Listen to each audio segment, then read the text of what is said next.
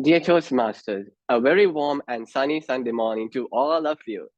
It's a pleasure to see so many smiling faces here today as we gather for a delightful event that promises to fulfill our morning with a whole lot of sunshine of knowledge. By welcoming you to Emergence 2.0, where we embark on a journey through the art of humor and evaluation. I'm your MC, Toastmaster Kitna Gunawardana, PKD coordinator from PKD team. And it's truly an honor to guide you through this exciting agenda filled with insights and inspiration. But before we dive into the riches of today's program, let's start with a warm welcome to set the tone for our gathering.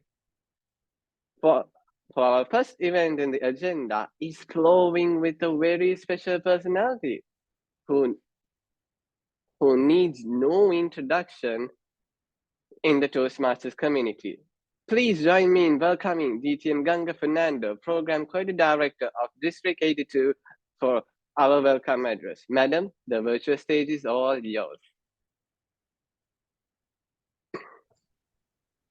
Thank you, Toastmaster Kitnapur. Good morning, everyone. And it is indeed a great pleasure. I can't say that to see all of you in the morning. I can see all of your beautiful images and the names. If you are in a position to switch on your video, please kindly switch on your video. I would love to see your faces on this beautiful Sunday morning. So as Kitnuka said, yes, it is a sunny day. And we all, not a sunny day, it is a rainy day. And we all experience it. And today morning, when I look out my window, I saw raindrops in a rhythm. Then I saw the sky is gray and cloudy.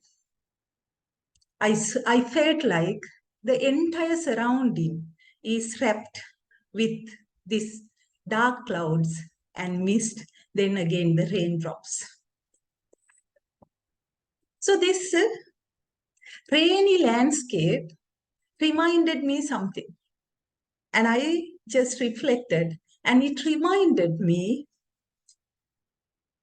how would be the journey of our budding Toastmasters in their speech contest. So when we embark on our journey as a contestant or as a speaker, we can find more similarities of these gloomy days and our journey. I would like to highlight 3 points. One is the navigating uncertainty. When we all began our journey, we have self-doubt. Like rains and clouds brings lot of uncertainty. We also have self-doubt, and it's covered our true potential. And these gloomy days, we can't see the sun. The same way in our journey, we don't see our true self. But in the process, we grow ourselves and we find our real potential. The other point is embracing challenges.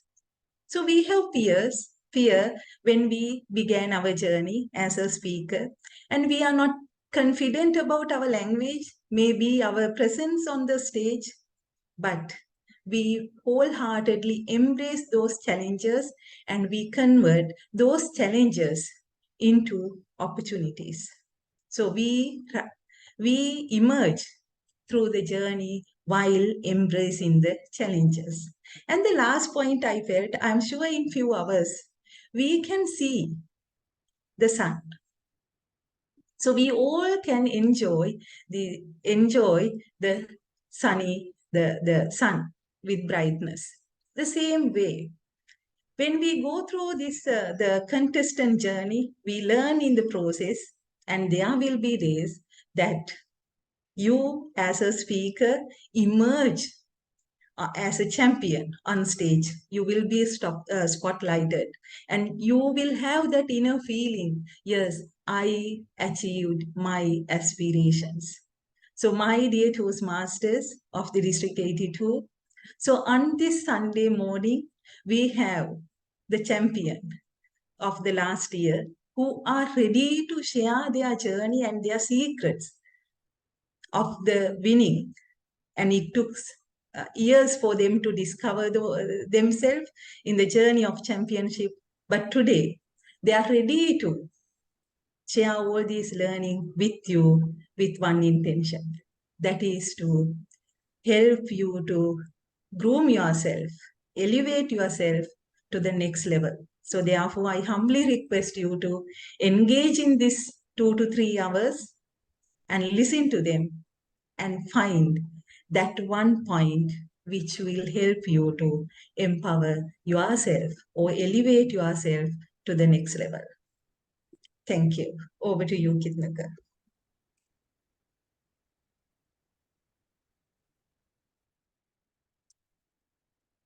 Thank you so much, madam, for your inspiring words. Now, let's move forward with our first main item in the agenda. Any guesses what it is? Yes, as the agenda says, we are going to get another wonderful start yet again by witnessing the winning speeches of D82 humorous speech finalists and the champions.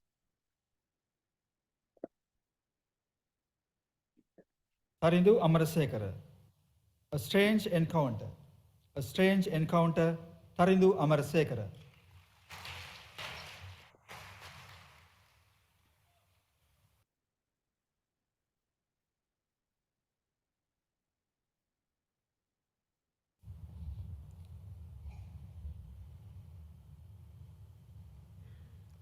2018, one failed MBA semester, 2 failed relationships with twins, and 3 failed business ideas.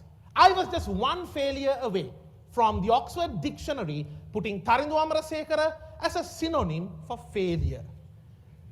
And amidst all of this, I had to get a surgery done in a very embarrassing place. The pretty nurse seemed less interested about my health and more interested about my fashion. Take off all your clothes and your slippers and wear only this. Contest master, did your school teachers ever tell you that they were preparing you for the future? I acted in 7 school dramas, all female roles, including Red Riding Hood's grandmother, a very overweight Cleopatra, and in my last role, a royal palace prostitute. I was so ashamed, I didn't tell my parents until they came to watch it. After watching it, they were so ashamed, they left without picking me. And those days, there was no pick me. But all this meant that I was trained to get into a dress without a mess. With the hospital gown on, I walked out with just one song in my head. I'm sexy and I know it. Ho, ho, ho!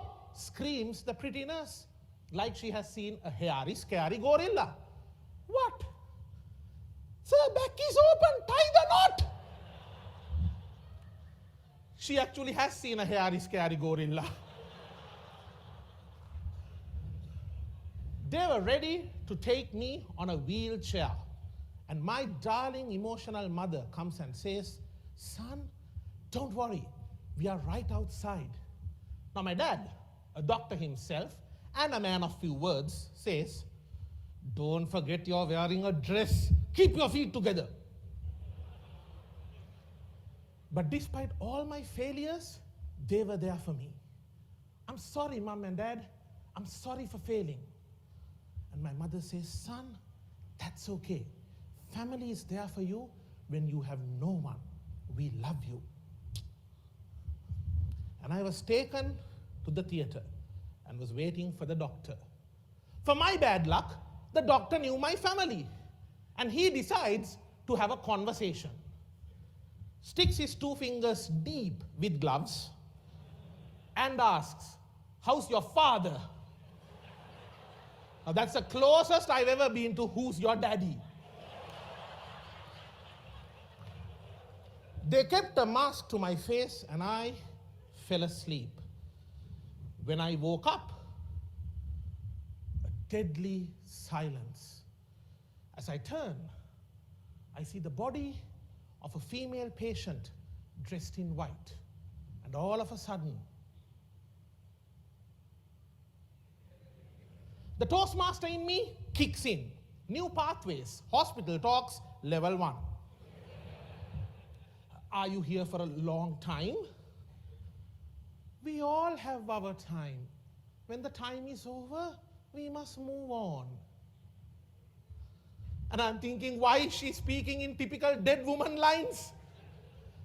Are you excited to meet your family? Friends, family, all temporary. I guess that's life, isn't it? How sure are you that this is life and not afterlife? Oh no! Am I dead? Is this afterlife? Is this my afterlife wife? Okay, not bad to be honest. I just need to improve the vocal variety and the choice of language. Must get her enrolled at the BCG Toastmasters. Boralla Cemetery Ghosts? We have ovation, they have cremation. Close enough. Can you do me a favor? Can you tell my family that I love them? Too soon to meet the family. But you can tell that yourself. I don't know. I don't want to live. I have hurt them too much. I was wishing that I will die. Okay, so good news. This means I'm still alive. But then I remembered what my mother said. Look, family is there for you when you have no one. Just talk to them. Are you sure? Yes, I am. What's your story? I sense sorrow in your voice. I have messed up in everything I started. I don't even know what I'm good at anymore. You're very good at giving hope to people. I had no hope about living after the surgery. I was wishing I will die. You gave me hope. You should do that. You're already up and flirting also. Come, let's go. And I was taken away on a trolley, away from my dead half. As I got ready to be discharged, I asked the attendant about her.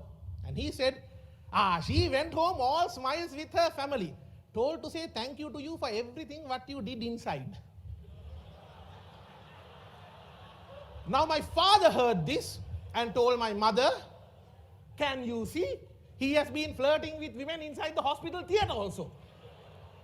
My mother, savage as ever, gives the reply, must have definitely got that from the father. Friends, we have always been told, don't talk to strangers. Now that may be true, especially if you are doing other things with strangers. If you meet them on Tinder, in Australia, that might be a bad idea. But it's okay to listen to them and to listen to their story and for you to share your story with them. A stranger's words that I am good at giving hope made me encouraged enough to start my own training business. And there has been no turning back ever since then. A stranger's words helped me to discover my true passion. And I don't even know her name. The next time you have a strange encounter, no matter how strange it may be, talk to them, listen to them, because you might have the power to change their life, and they might have the power to change yours. As I got ready to leave, enters the doctor. How are you feeling? I'm fine, doctor, I'm fine. I'm fine, thank you very much. Contest master, how are you feeling?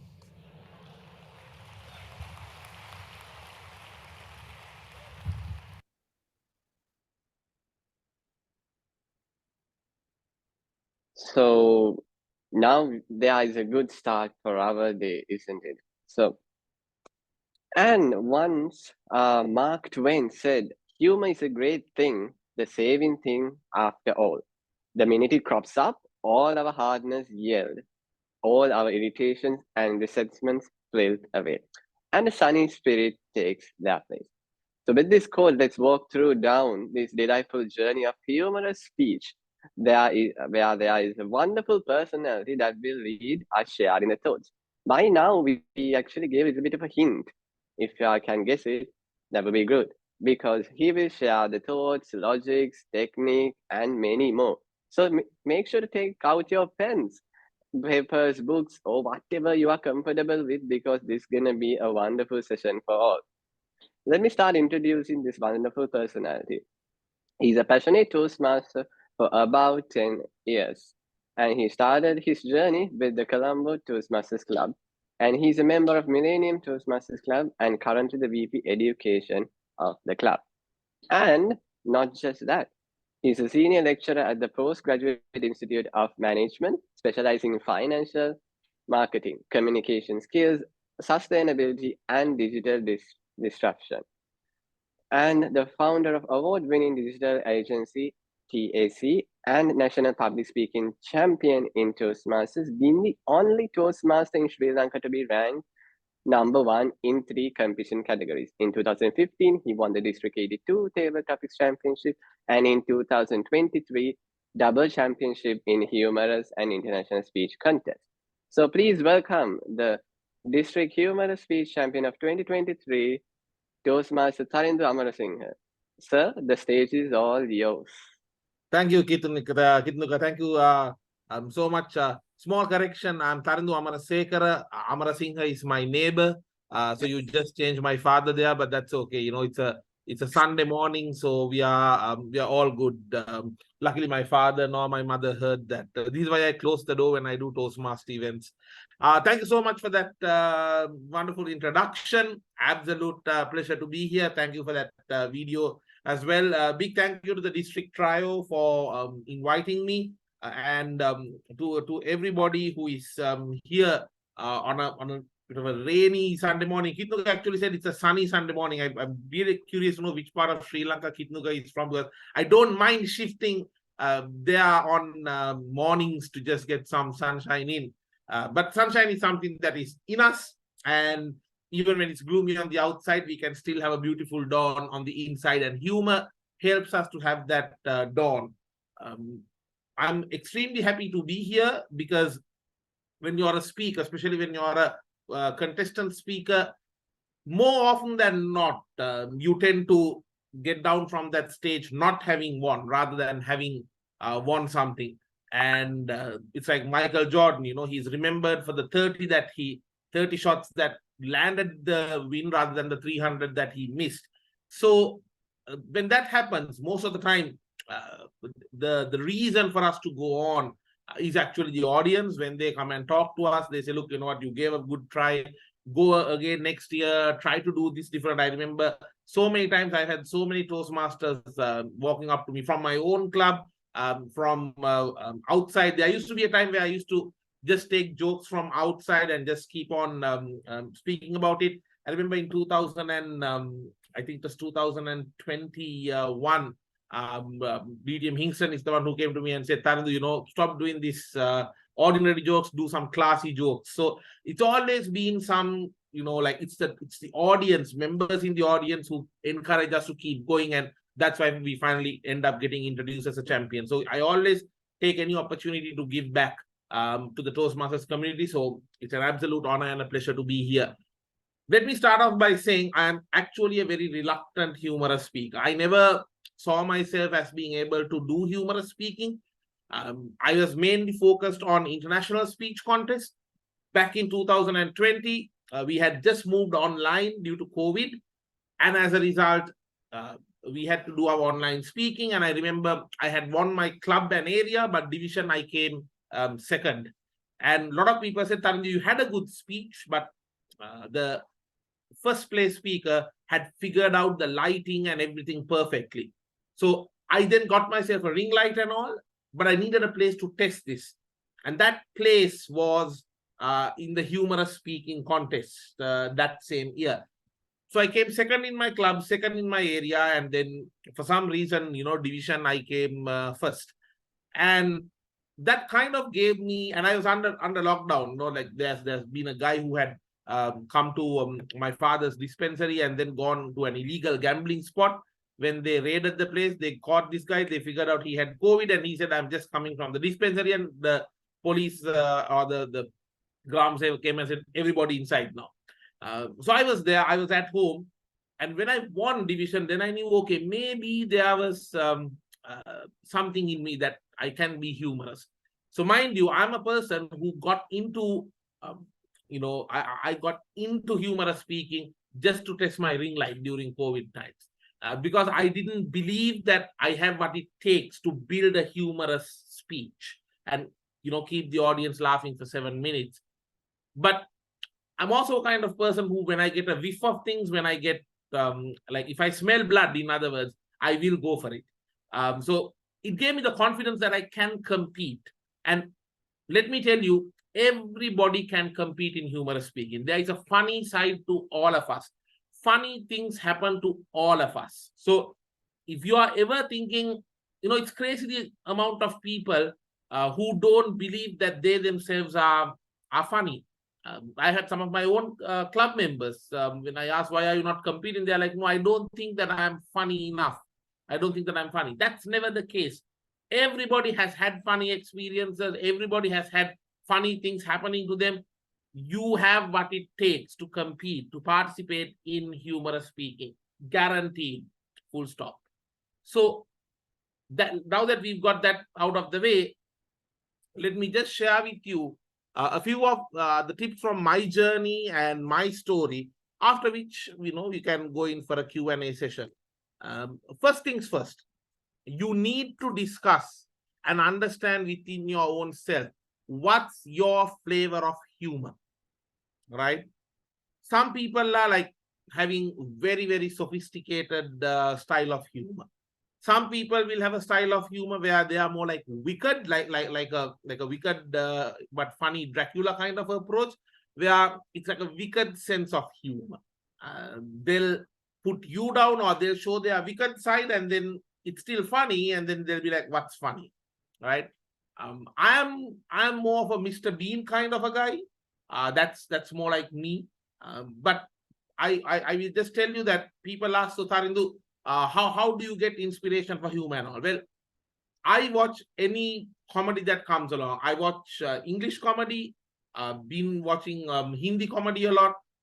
Since of late, thanks to so many of my own Toastmaster Club friends, I've got into watching Tamil movies also. So even, Yogi Babu is kind of like or Blast Mohan, or actor Sunil for that matter, is somebody whom, I find very funny now. So you have to, keep yourself refreshed with this comedy, with this funny humor. You have to do that.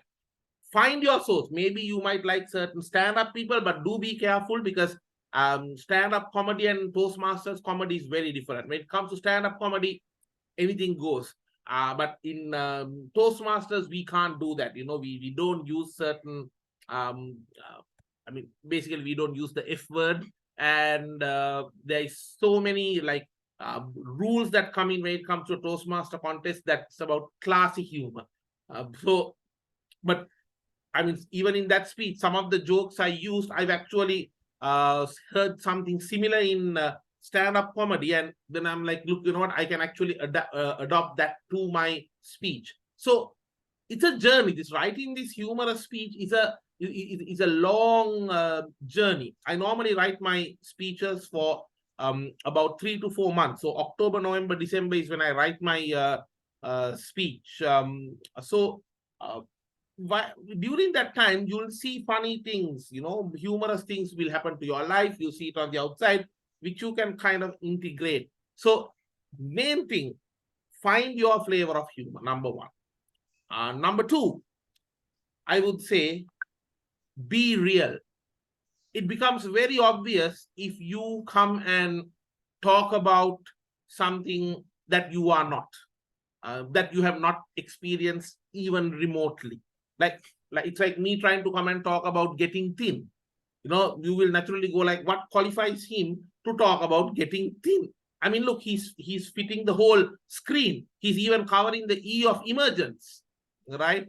So it's very natural for you to feel like that, and you won't connect. What I can share with you is the pain of trying to get thin and why it doesn't work. The not the pain, but the pleasure of not giving up on your favorite food, and how it keeps on keeps me in this structure. A common comment I get actually when I meet people is Mahattena, and I'm like, what to do? Kochara kayawat Mahattena, what can I do? Right? So in other words, I'm not giving up on any food, so it's actually a natural phenomenon that I'm not getting thin. So share what is original to you. Share what is authentic to you. If you're someone who never travels, you can't talk about a funny story that happened in an airport or something like that, right? You can't do that. So make it about you. Make it authentic to you. That's very, very important, right? I avoided doing jokes about marriage and relationships and all, because I was not married, but since of last month I'm now qualified to talk about that as well. So it's make sure it's authentic to you. There's a very big difference when a married guy or a married lady comes and talks about some relationship related humor, and a guy who's not in a relationship trying to talk the relationship humor. Because in that when a person in a relationship comes and talks about it, it's very much authentic. You feel their pain. I remember Toastmaster Shantini many years ago. She spoke about this what happened on a honeymoon. Not the obvious, but something that happened. When she went to the balcony and something. And I still remember that because it was so authentic and so real.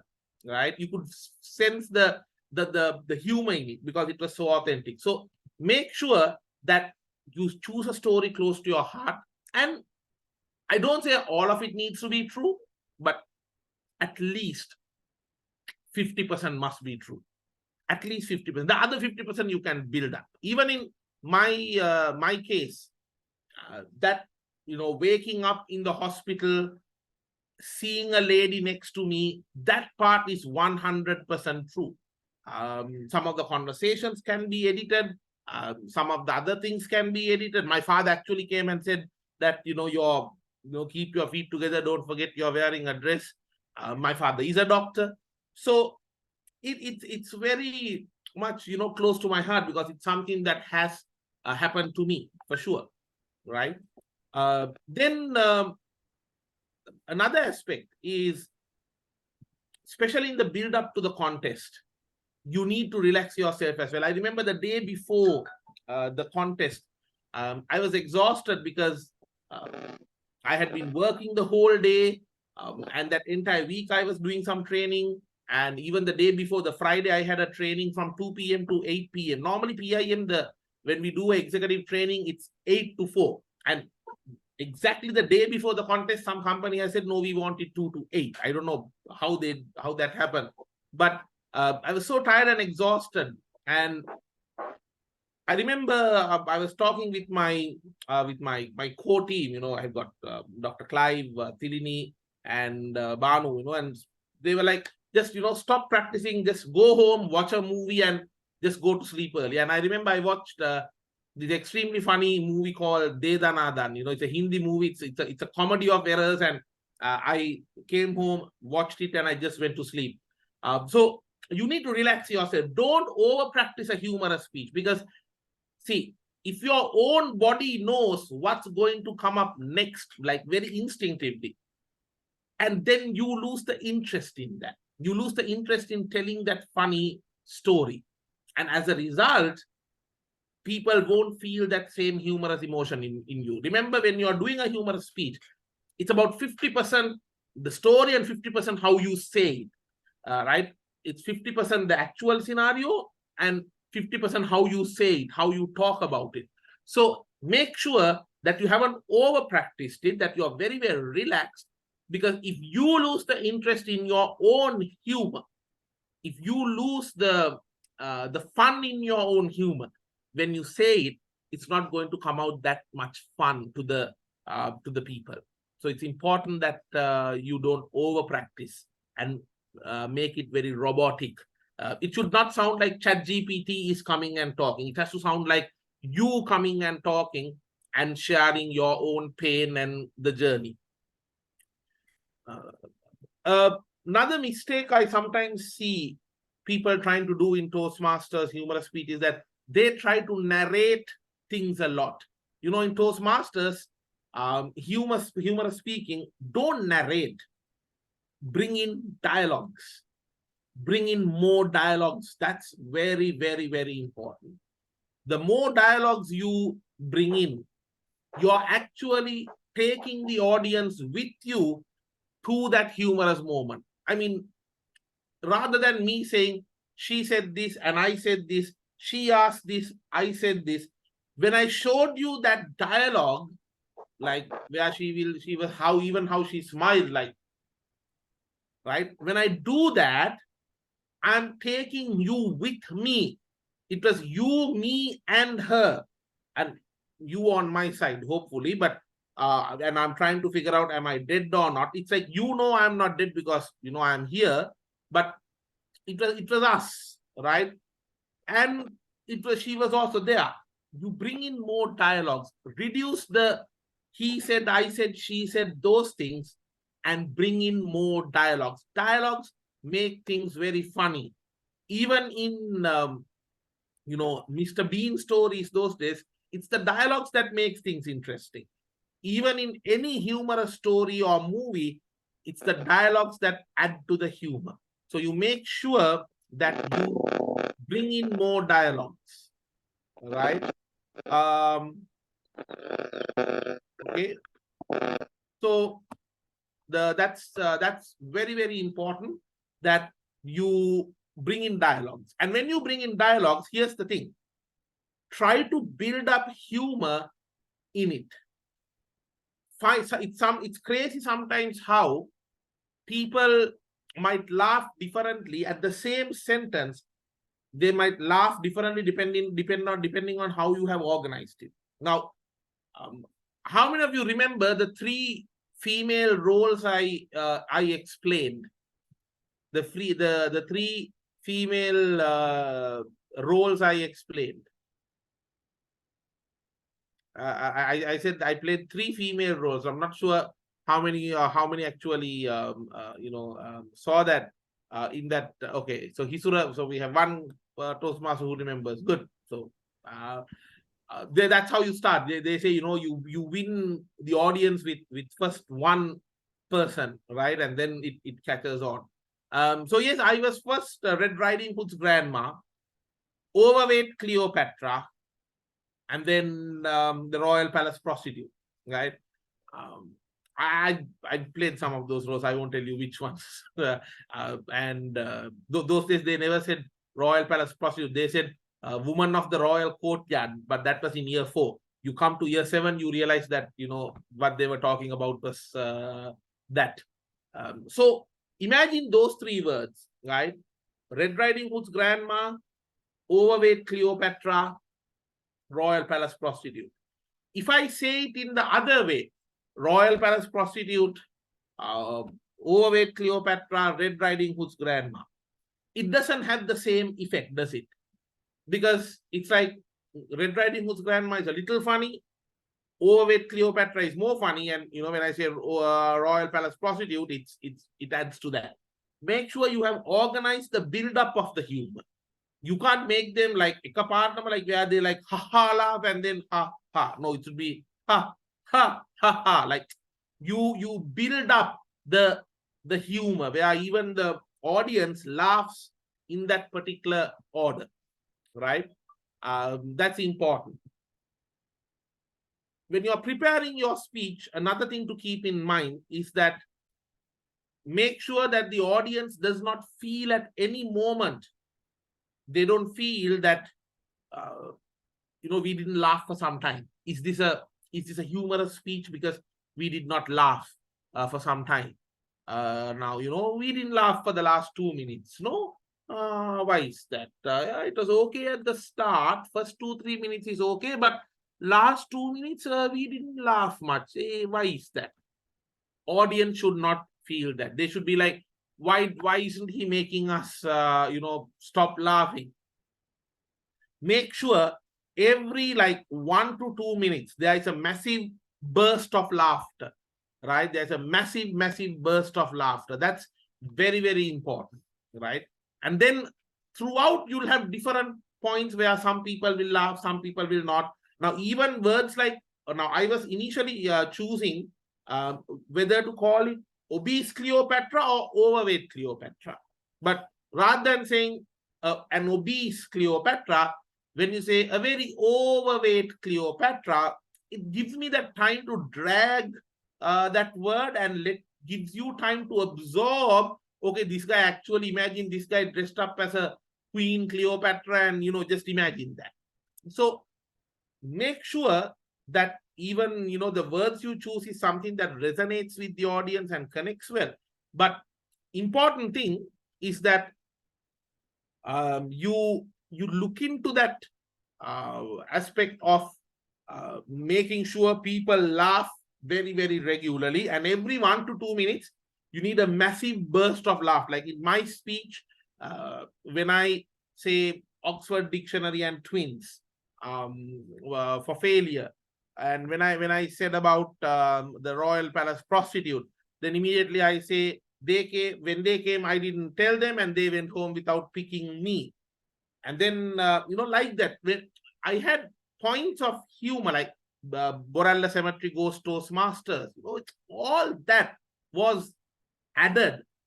I had an issue where in my semi-final speech, I did not have that ending where the doctor comes, but my own team, I call them my support trio, to be very honest, in my own club, Clive, Tirini, and Banu, where they've also listening, and especially Dr. Clive said, you need to have a more funnier ending, because at the end your speech is not funny enough. That's when I added the part where the doctor comes back. So that was, and where the doctor is asking, how are you feeling, and giving me the fingers, and I cover my back and I'm like, I'm fine, and how are you, contest master? You need to have that continuous laughter, and people should feel, he started with being funny, he ended being funny.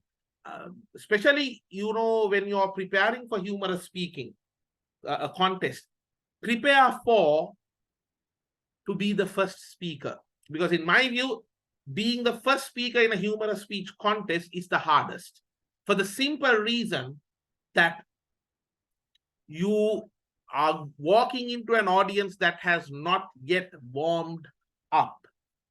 So you have to do the warm up for the audience, basically.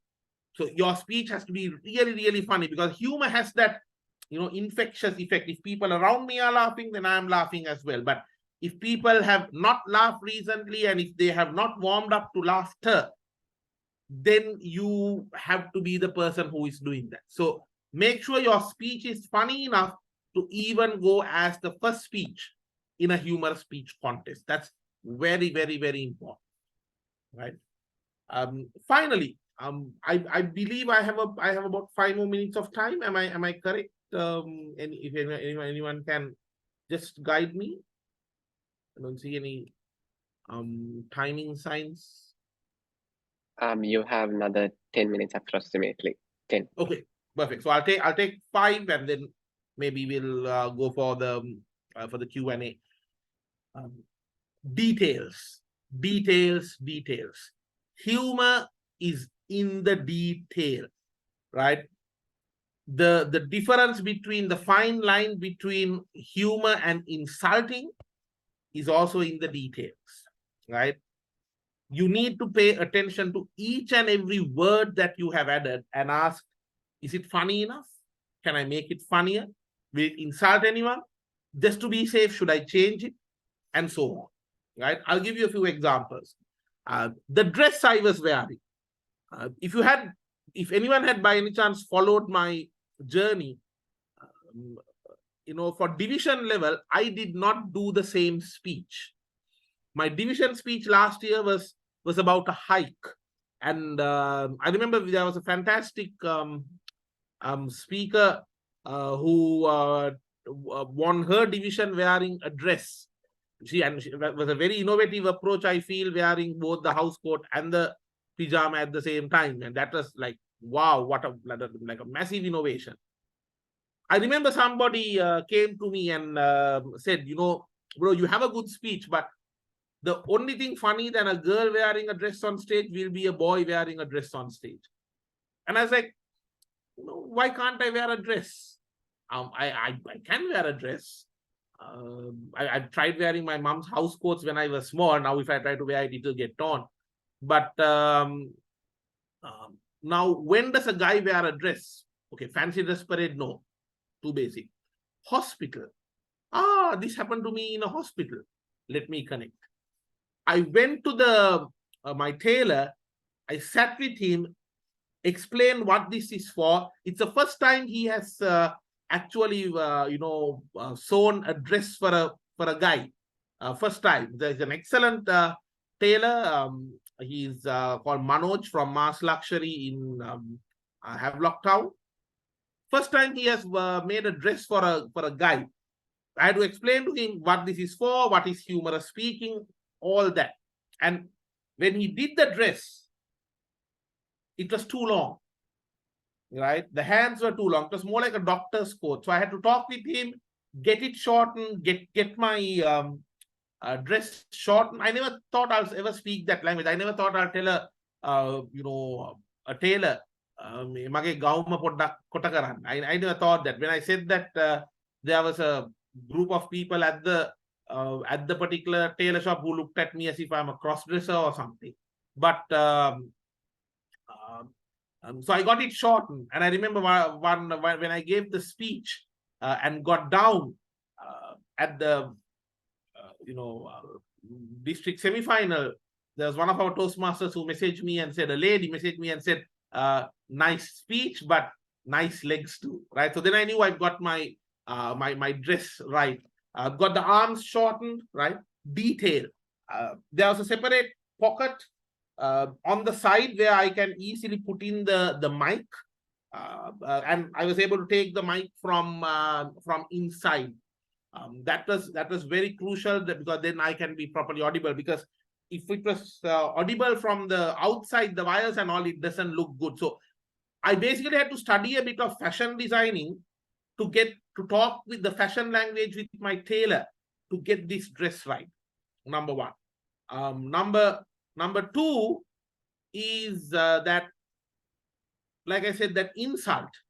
Nobody should ever feel that they were insulted by your speech, because trust me, funny and insult, very fine line. So how do we avoid it? Go through word by word. The ending, what we initially had was where the doctor again comes and asks, so all good now? So how's your father? And then I turn to the contest master and I'm like, contest master, how's your father? Right? But I don't know about his father. Is he alive? Is he no more? How is the relationship between him and his father? Is he sick? I don't know that. So that's why instead, and also when I went into depth, I felt it's funny for the doctor to come and ask me again, how's your father? Because my father was outside, and obviously while I got dressed, he and my father would have had a chat. So then we changed it, where he comes and asks, how are you feeling? And I turn to the contest master and I ask, how are you feeling? Details. Pay attention to the specific details of your speech. That matters a lot.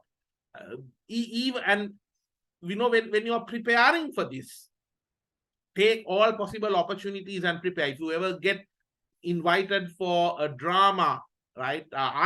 Last year in my own university, we organized a drama from the Welfare Society. It was an Hindu Dharma Sena show. And when Hindu came and said, look, we are short of one character, Tarindu, can you play it? I said, yeah, absolutely. And I told him, look, if you need a person, tell me, I'm your guy. And every day after work, I would go for practices just to learn. And some of the things like how to say certain dialogues, how to show that facial reaction, how to show an angry girl or an angry woman, all that I learned from that training. Use whatever opportunity you get, whether it's a drama, even if it's a stand-up comedy, and if you're invited I'm sure we have Milhana, Ravindu, who are fantastic stand-up comedians as well. They will tell you, it helps you to discover. I've never done stand-up comedy, but I did go for Feroz Kamardeen, the director of Freddy, and I got selected into his like alternative pool of speakers. And I just went there not to be a stand-up comedian, but to learn some of the aspects, the subtle art of humor and so on, right? Pay attention to the detail. Even what you wear, that dress, if it was too tight, it won't look that funny. Sometimes when you wear slightly overweight coats, it's a lot funnier. Only problem is for me, this year's overweight coat by next year is a perfect fitting coat, and by the following year it's a tight one. So that's the only problem when it comes to me. But pay attention to that. There are some colors which are funny looking, like red, yellow tends to be a little bit more funny than some of the other colors. So pay attention to these things. The humor is in the detail. It's crazy to think of it, but that's the reality. So pay attention to all these aspects, and that will definitely help you to keep the audience laughing. So sometimes we always wonder what's so funny about that speech. It's more than what's so funny, it's about what went into it, what the story, the preparation, all these things come together at the end as one fantastic symphony of humor. And I hope the points I shared, the thoughts I shared so far helps you to discover your own symphony of humor, because the truth is your masterpiece of humorous speaking is coming up, and I can't wait to hear it.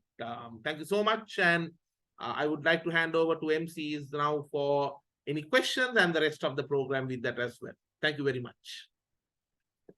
Thank you, sir. So with that, we can go for one quick question.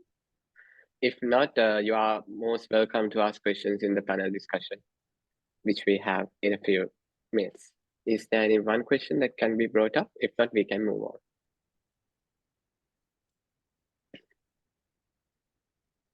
Okay, seems none. Giving the opportunity for the panel discussion coming up. Let's move on with the agenda. Before going to the next wonderful session, there's another surprise from us for y'all. So have a quick look at this wonderful video, and y'all will get more insights of how to become a good humorous speaker.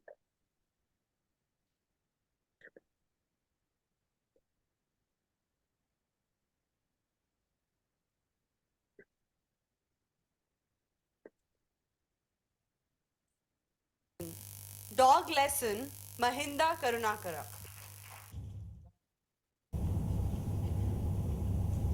They also have professions: watching dog, hunting dog, pet dog, toys dog, domestic dog, working dog, walking dog, sporting dogs. In management theories, they have several dogs: top dog, underdog, watchdog, sleeping dogs. In my view, the most important thing a dog does is to bark. We can learn many lessons from the way they bark, the sound of the bark. Lesson number 1, public relation and communication. When they meet men or women, what do they do? They bark like this. How? How? How? What does it mean? H-O-W, how? They are simple question. How are you? If there is no response, then how? How? How? They say more polite. Not like that. See the way how they have done. When people talk to each other, they often look around. Because while talking to others, they also talking to some other using mobile phones. Some are doing riding. Some are running while talking. Dogs never do this. Have you ever seen dogs looking away from the person like this? How? How? How? Full concentration. Face to face. Eye contact. Eyeball to eyeball. Facial expressions. Hand movements. Leg movements. Body language. They know Toastmastering better than us.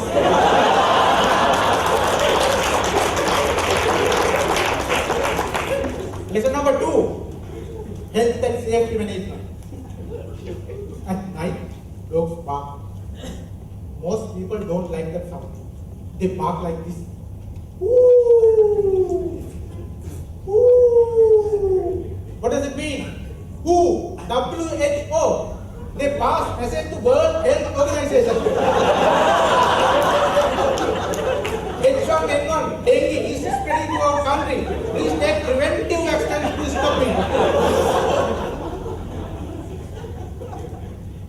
Lesson number 3, knowledge management. Reading for self-improvement. I think all of you have seen beggars. What do they ask? Something to eat. Food. Money. For clothes. Have you ever seen dogs asking you, food, food, food, money, money, money, clothes, clothes, clothes? Even though they are in full naked, they give up. The only thing they ask is something to read, newspaper or magazine. That is why they bark like this. Boom, boom, boom.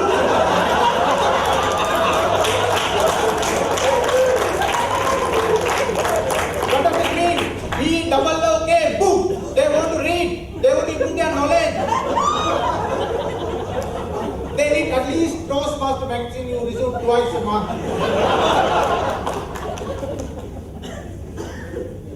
Next lesson.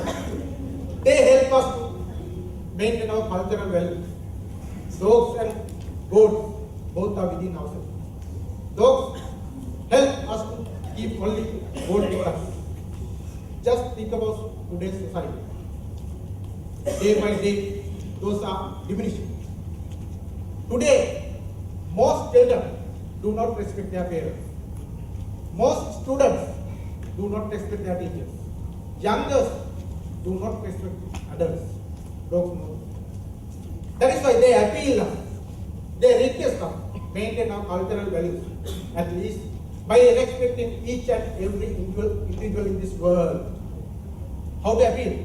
That is why they bark like this. Bow, bow, bow. What does it mean? Bow, respect, respect, respect. Respect our beautiful contestant. Respect our panel of judges. Respect our audience. Respect our Toastmasters. Respect our great Indians. How to respect? Very simple. Bow, just like this.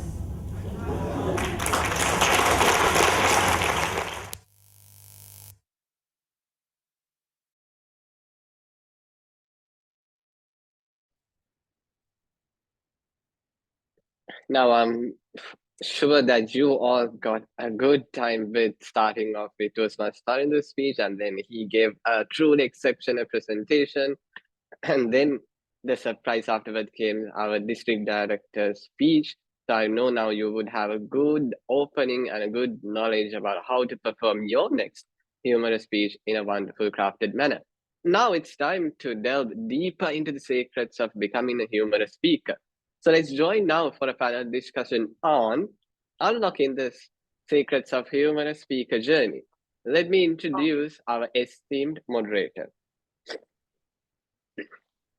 She is a corporate trainer, MD of Greenwich Meridian International, and a transformational coach and a passionate public speaker, a TV host, MC, award-winning speaker in multiple categories, 4 times division champion for humorous speech contest consecutively, first woman to win the district humorous speech contest of District 82. And the last line goes as notorious mother of 3. Please welcome on stage the esteemed moderator, Toastmaster Milhana Anwar. Toastmaster Milhana, the virtual stage is all yours.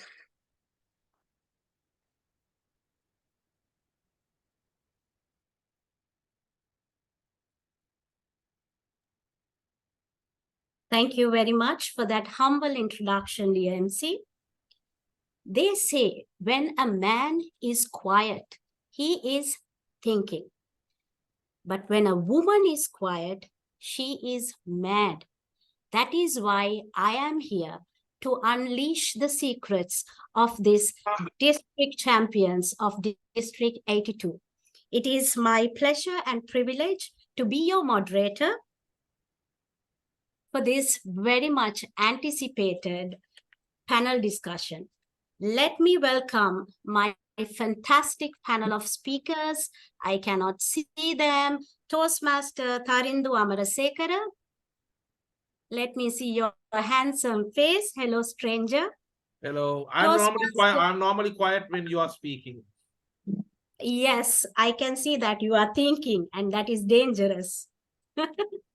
Toastmaster Shamin Samira, are you here?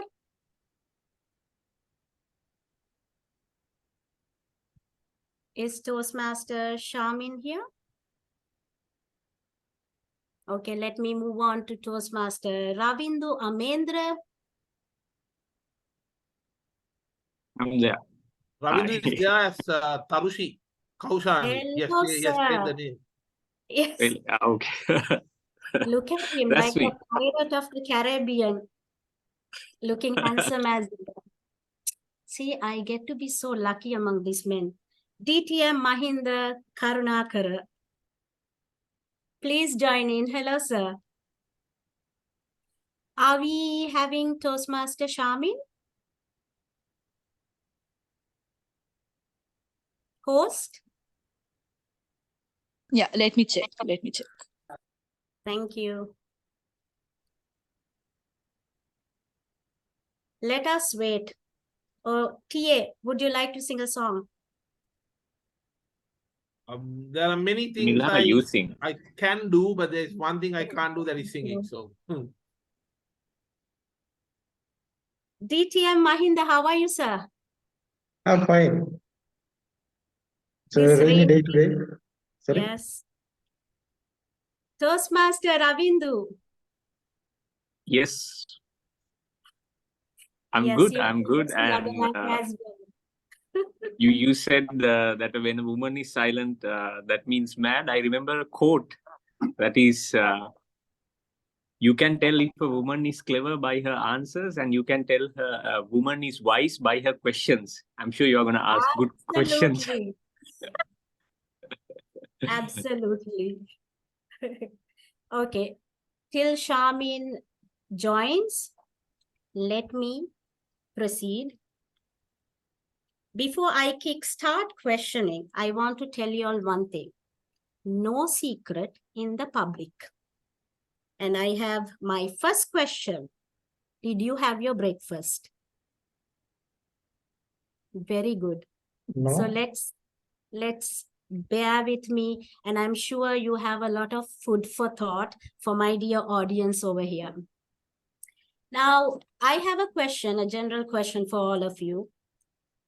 Where did you get the inspiration from to do your speech? TA, would you like to go in first? sure. So, I think, as I said, I got into humorous speaking to test out my ring light. Honestly, that was how I started. But naturally, when you set your mind on something, you want to win it. That's the whole idea of being a contestant speaker. You want to go the full distance. For me, so my start was that. But as I went on, I wanted to give more of my personal stories. And I think we have so many funny things happening to us. Being in Sri Lanka, we are, surrounded by funny things happening by our loved ones, by our politicians, and so on. I mean, we live in a country of comedy, I would say. So for me, it's in what's around us and what happens around us on every day. That to me is where I draw my inspirations from. And this particular incident of my speech was 50 to 60% something that actually happened to me at a hospital. So I would search deep down something that has happened to me, something that's happening around me, find inspiration from that, but connect it with a message that I can relate to the audience and keep with the audience. That's how I find inspiration. So your main inspiration is the ring light. Ladies and gentlemen, please go hunt for a ring light.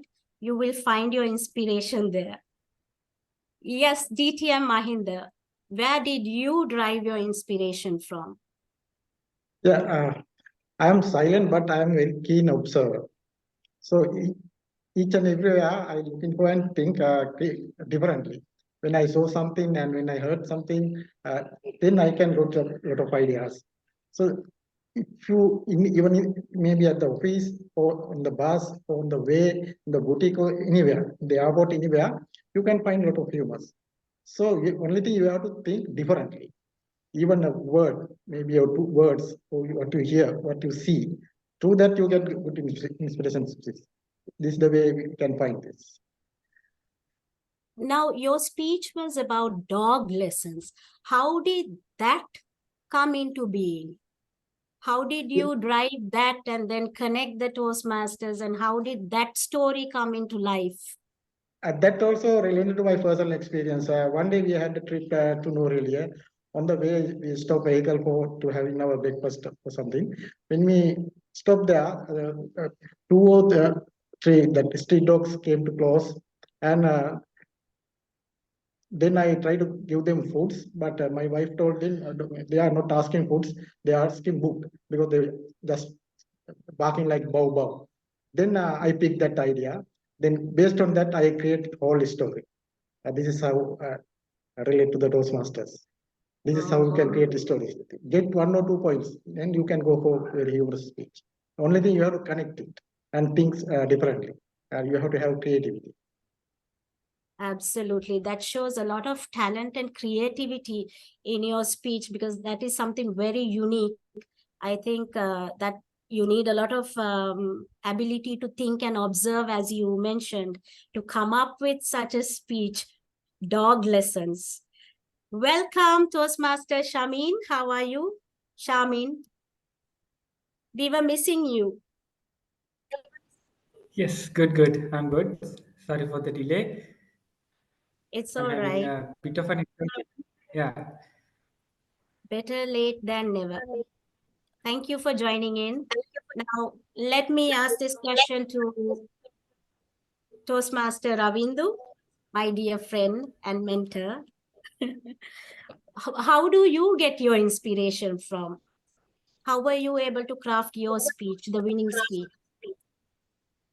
I would say two things. Number one, it's the cultural shock that that I'm from some very low backgrounds those days. So when I first went on a plane, my winning speech was all about how I went on a plane and then how I saw these beautiful air hostesses. So that helped me to get the inspiration, as Distinguished Toastmaster Mahinder said. It's all about observations.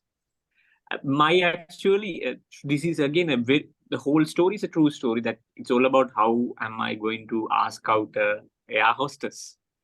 So everything that I knew about going on a plane was totally opposite here. My friends told me, like, you will get free food, and it was not. The only free thing that you got a glass of water, and then they said that you will be getting a lot of chocolates, gifts when you are going out from the plane. It was not. So that whole experience led me to talk about my speech. That's how I inspired to my winning speech. Wow, wonderful. So if you see food and air hostesses, be inspired. Great start. Toastmaster Shamin, how did you get inspired to write your winning speech? Thank you very much for that question, Toastmaster Milhana. I hope I'm audible and clear. Yes, you are. Actually, throughout my life, one of the challenges that I've been facing was the fact that I was a very skinny and timid person. So I was bullied quite a lot. And forever in my life, I always wanted to somehow one day stand up to one of these bullies, and I was eagerly waiting for this opportunity. This opportunity never came. I went through one hardship after the other. I, of course, tried to develop my own defense mechanisms. I thought someday my effort will be put to some use, even if I am not able to use it in a fight, but at least to, win something else in life. And then Toastmasters gave the opportunity where I could come and share my sorrows, my sadnesses, my challenges, putting a very different spin on it. And when I was asked to do humorous speeches, I always picked the shortcomings in my life, the challenges that I faced. And this particular speech, my winning speech, was about it's how it's okay to be a coward. Sometimes, as human beings, we are not able to be the strongest or the bravest all the time. And sometimes we think little of us because we are not able to stand up.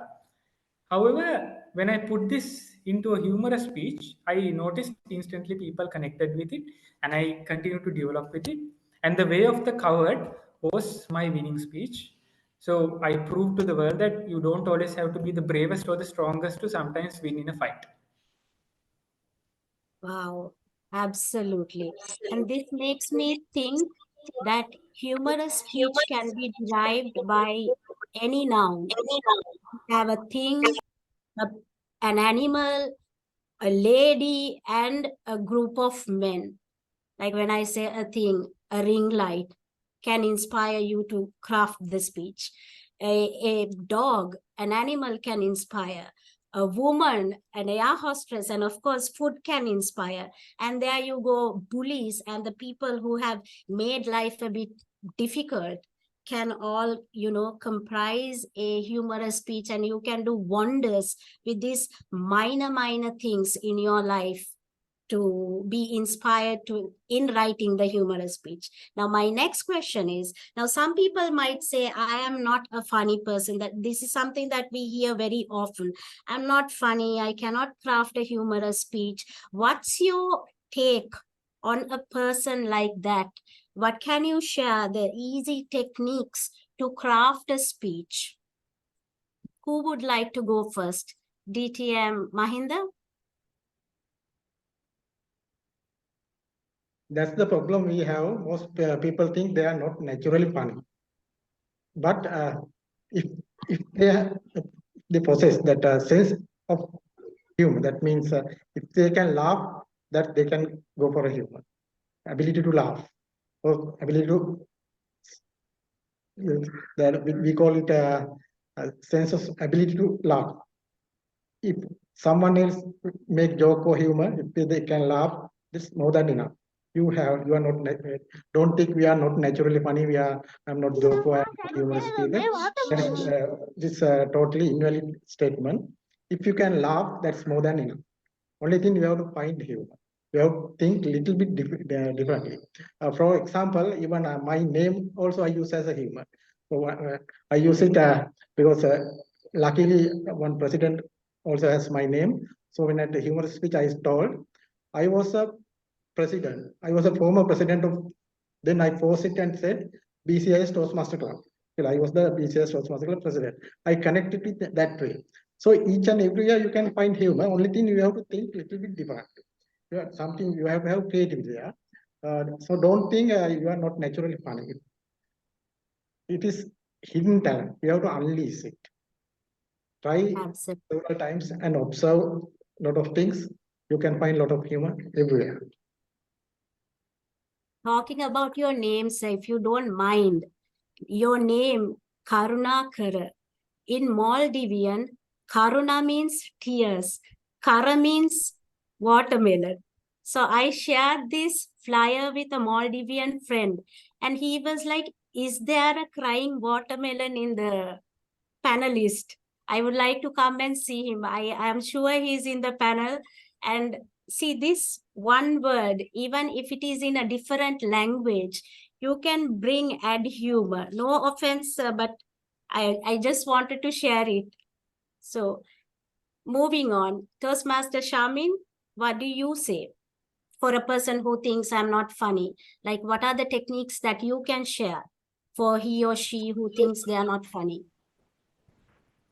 Toastmaster Milhana, I can honestly say that I was one of those people. I think DTM Ganga can vouch for this. When she asked me to join Toastmasters, why she asked me was because I was an aggressive speaker. I was coming off too hard on the audience. I was too stuck in my own ways trying to debate with an audience instead of trying to, just share my story. And when I joined, one of the challenges that she forced me to do was to somehow enroll in the humorous speech contest because this was one of the ways that I could change myself. And one thing I realized is for you to add humor, one of the things that you need to absolutely do, like some of the other panelists mentioned, you need to relax. You need to first of all imagine that you are just talking to a bunch of friends, you are just sharing a story. There was nothing formal about it. You just have to share what you can in your own unique way. Sometimes one thing that people get wrong is just to create humor, they try to imitate other humorous speakers. They try to change their voice, they're trying to change the way they behave. When you try to imitate someone else, it comes off very artificial. So everybody, like Toastmaster Mahinda said, is capable of doing humor.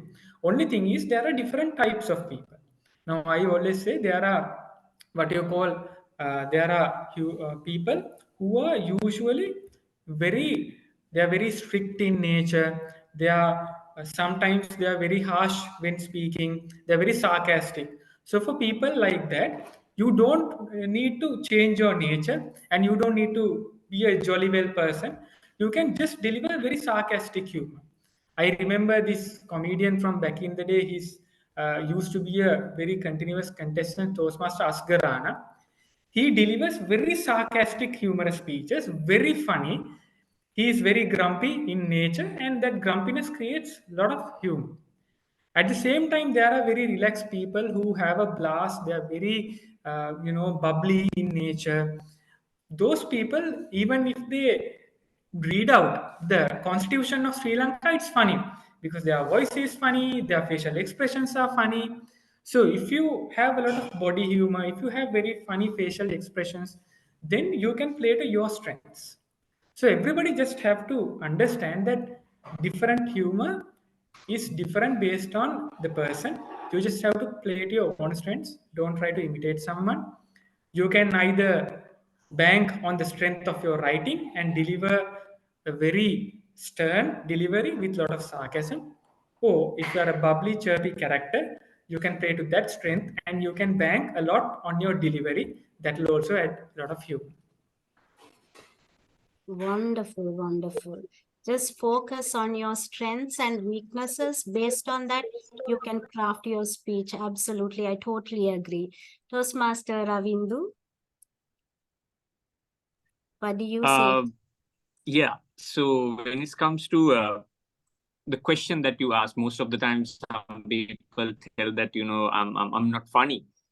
Well, for me also, humor came as an accident because my mentor is like, I have few mentors, but one of the few most important person that who pushed me to do humor is Toastmaster Usman Jaufer. I still believe that one person that he should keep continuing his contesting as well. For me, he said if you want to win the international speech contest, you need to learn the art of humor. For that one, you need to contest for humor. Doesn't matter whether you win or not. That's what he said. He strictly pushed me after my first international speech contest division level. In that contest, Toastmaster Tarindu won in the first place. Because of that, I had to actually technically learn it. Then only I started to learn the techniques and then use them in my speeches. Then only I realized you cannot actually say you are not funny. It's all about you know the techniques and you try to use it. For example, when we come to the world, we don't know how to walk. We don't know how to run. But we all know how to walk after a certain time.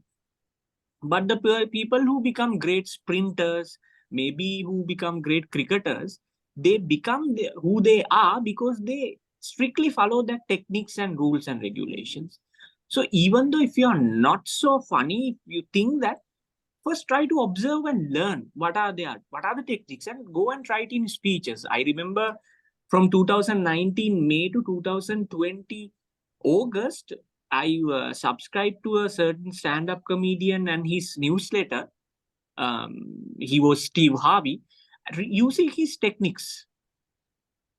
So it doesn't matter whether I failed or not. Sometimes the audience didn't get the technique as well, but I tried it and I noted down what worked, what didn't work.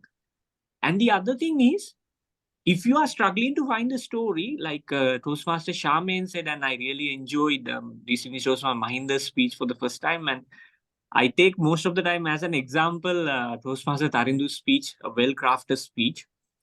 How to find the inspiration for your story is to a quote. This is from one of the greatest comedians, Charlie Chaplin. Life in a close-up, it's a pain. In a long shot, it's funny. So what is painful for you is funny for others. That's what exactly Toastmaster Charmaine said. Talk about your pain, your embarrassments, you will find, and learn, combine them with your techniques, you'll be funny. Absolutely. My misery is your cup of coffee. That is how humor works. The more I struggle, the more joyful laughter you will see. TA.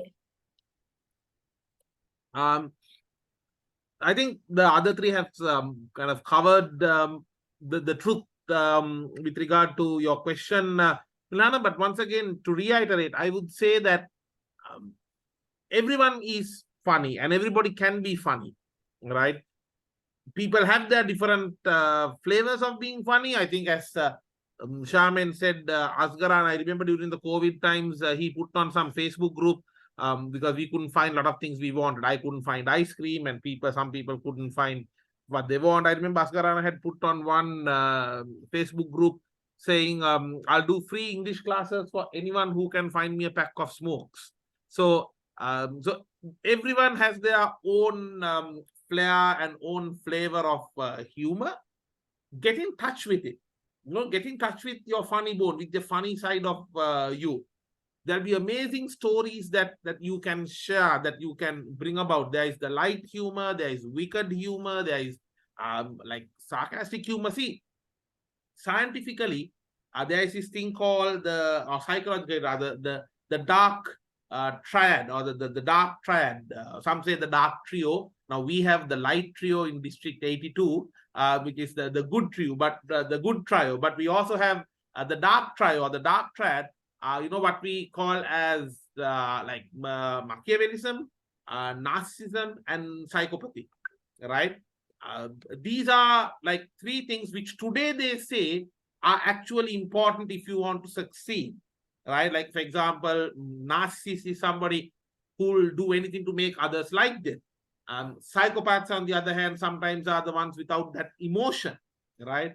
And you have the Machiavellism, where it's all about trying to win. No matter what you do, you want to somehow win. And there is a touch of all these three dark trio in all of us, right? The evil dark trio, as we call it. Once again, no reference to our trio, but this is the psychological, right? And when you do that, what you have to keep in mind is that you need to draw lessons from this dark trio in you and share stories. By you trying to win at any cost, you would have come across something funny.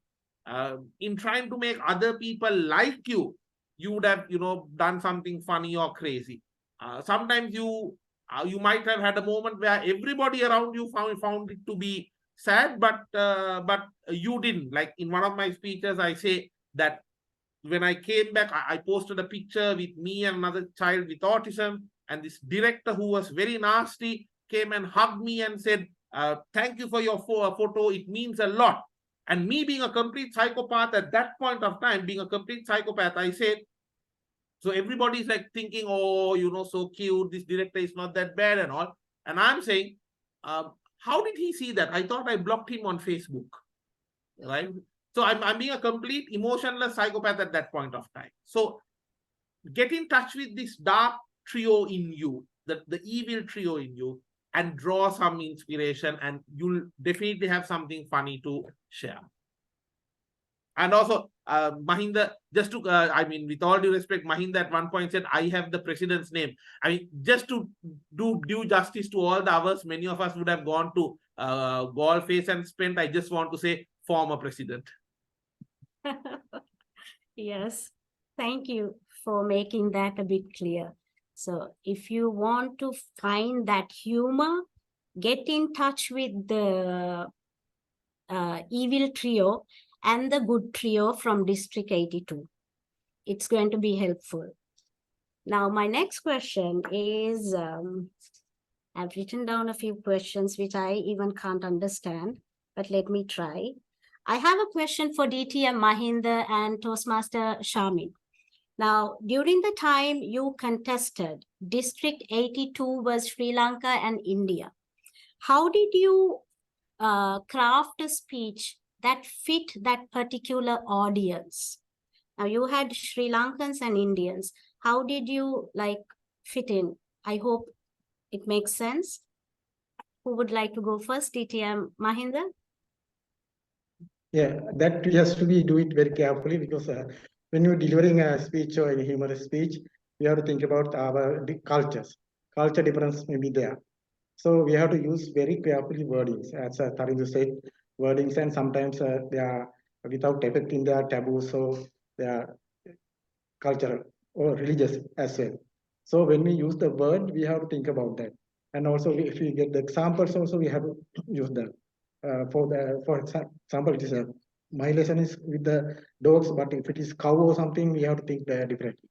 And when you craft your speech, use your own words.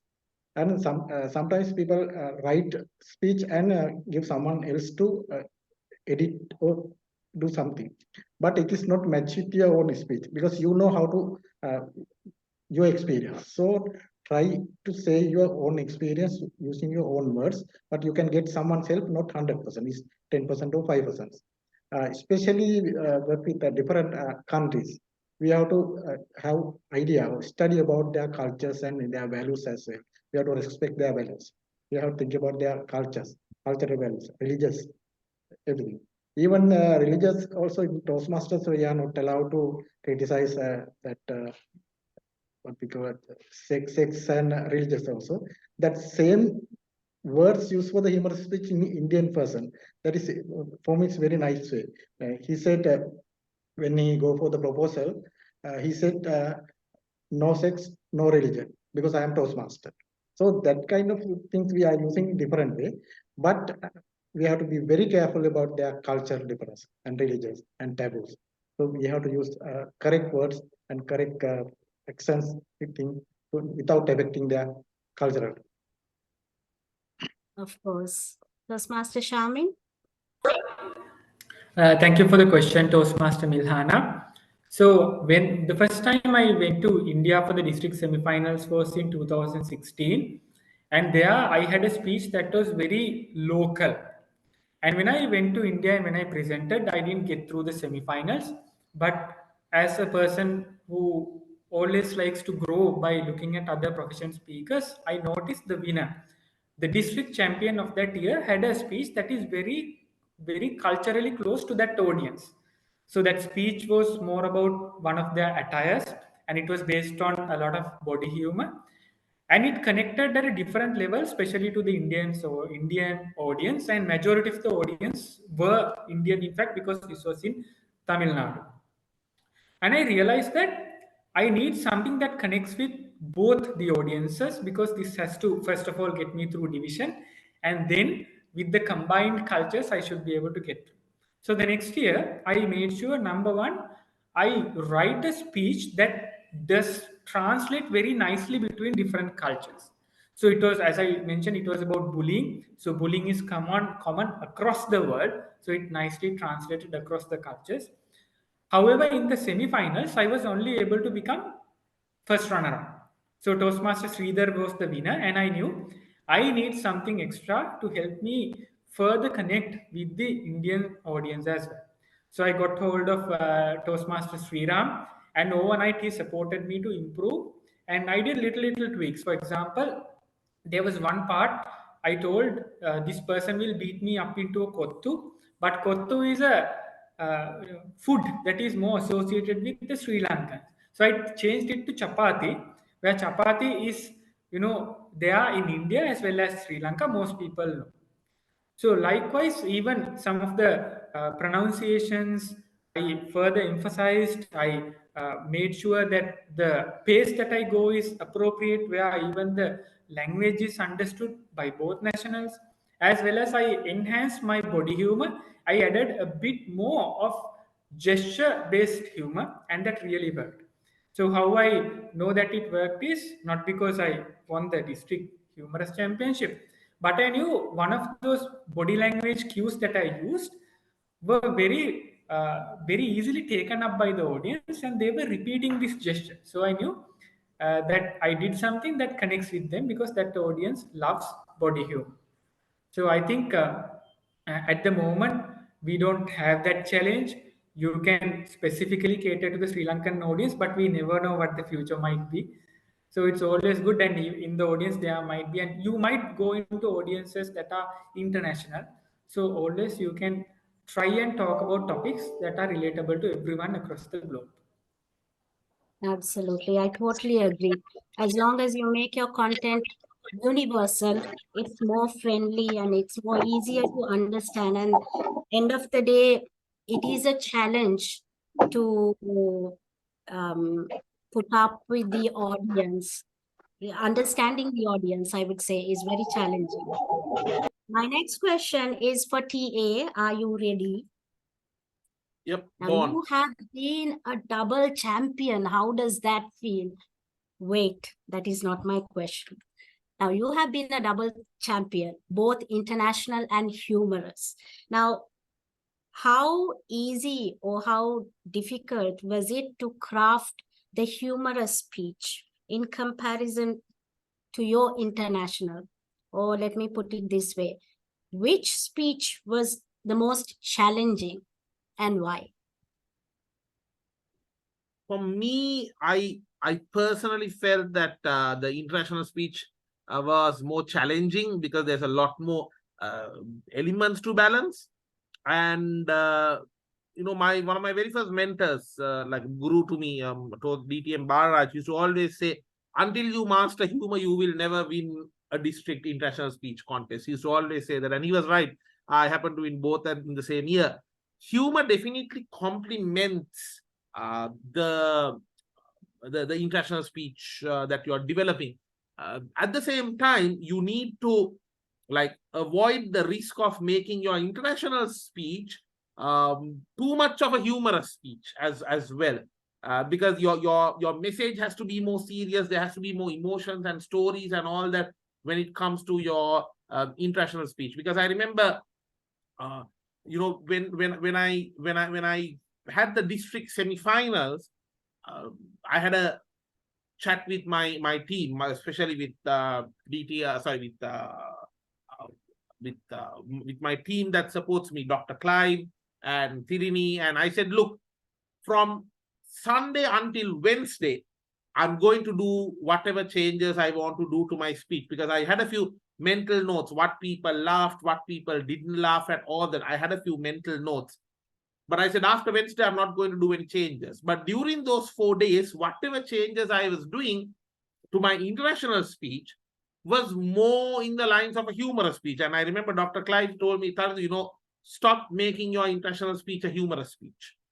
So honestly, I think the international speech was more challenging as well, because even after the district semifinals, I had people coming and saying, look, you know what, humorous, we believe that you really had it and you were quite ahead. International is a close fight. But definitely international humorous speech and humorous speaking will complement your international speech contest, because you need to add humor. You need to get people connected, especially delivering humor, delivering the emotion of humor in an international speech. That skill you can get by participating in the humorous speaking contest. And I remember after I gave my international speech, the international speech contest speech in the main finals of the district, I was actually working on that day. I was teaching. So morning I gave a lecture and came, and after the speech I went and I was going out with out to the car park with Dr. Clive, and Ravindu came and dragged me to a side, and he said, yesterday you gave the humorous speech.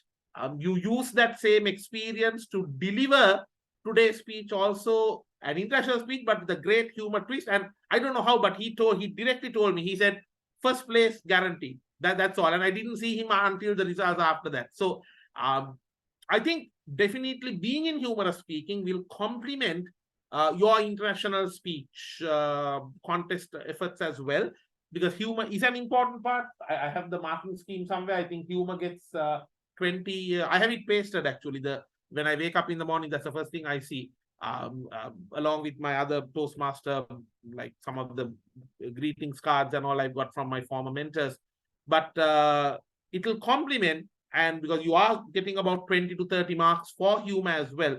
So definitely anybody planning to be in international speech, do participate in humorous speech contest as well, because they definitely complement. But once again, I personally found the international speech contest to be more challenging, and because it's more challenging, it's more enjoyable to win as well. Wonderful. End of the day, we all want to win. Though we say, no, we don't want to win. Now that is a lie. We all have to win. And that shows the win is in the effort and the dedication. You can't just come up and say something and expect yourself to win. There is so much. Milana, just to add, I think I've said this before, but this was my ninth attempt. Actually, this was my 10th attempt. Since 2014, I've been giving it a shot. So this actually was my 10th attempt. Wow, brilliant. So you are a massive inspiration. Like, how did you feel? Now, my MC keeps reminding me of the time. MC, please bear with me. This is a very interesting segment where I'm sure my audience are learning and gathering more notes. I will open the floor for question and answers very quickly. But just let me ask you, since you have been contesting till 2014, like every time you lost, how did you take that to you? Did you take it very personally? Like, how did it make you the champion that you are? Like, whenever you lose, you kind of lose everything. So you don't want to even be a Toastmaster. So how did you keep contesting? And how did you feel when I won? I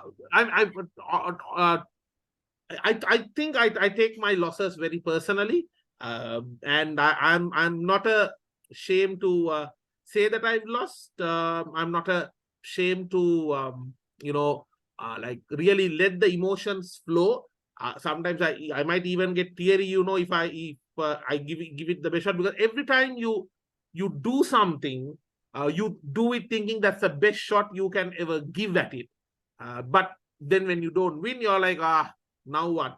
So it's a lot of emotions, but at the same time, it's those emotions that kind of builds up like the lava within, and then come the next year, you're like a strong volcano ready to erupt and go and give all your fury to the audience and to the world.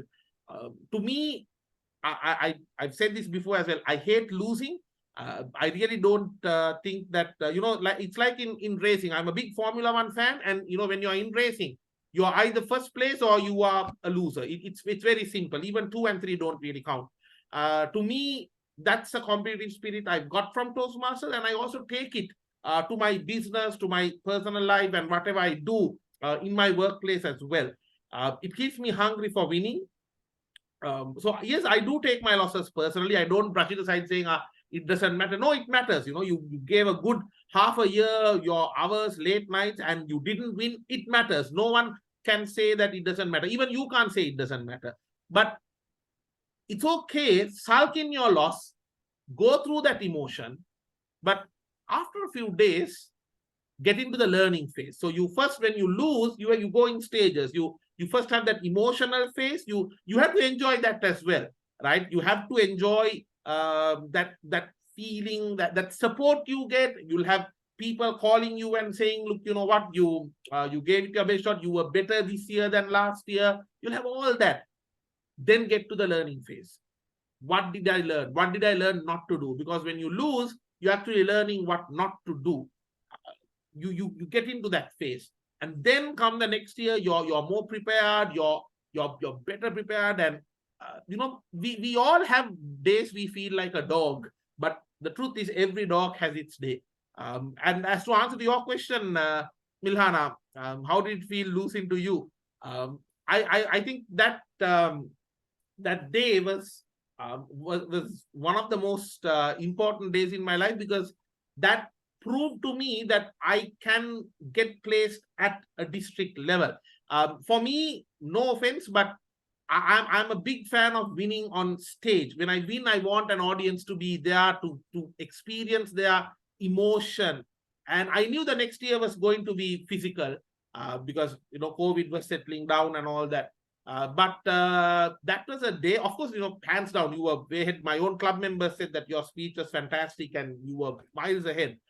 But it was a day that made me realize that I'm now worthy, because I hadn't got placed in 2021 despite competing in both categories. 2022, I didn't get placed in the international, but I got placed in humorous. That was the moment I realized that I am there. But it's tough, because coming second at district means you go back all the way and start.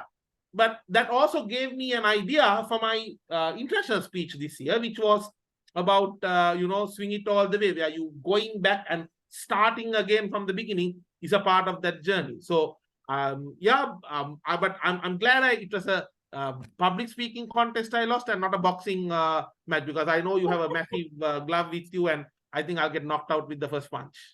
Yes, definitely. I'm glad you didn't want to kill me after the win. Brilliant answer. My last question is for Toastmaster Ravindu. Now, you are a stand-up comedian. How would you differentiate stand-up comedy and a humorous speech? What do you do differently?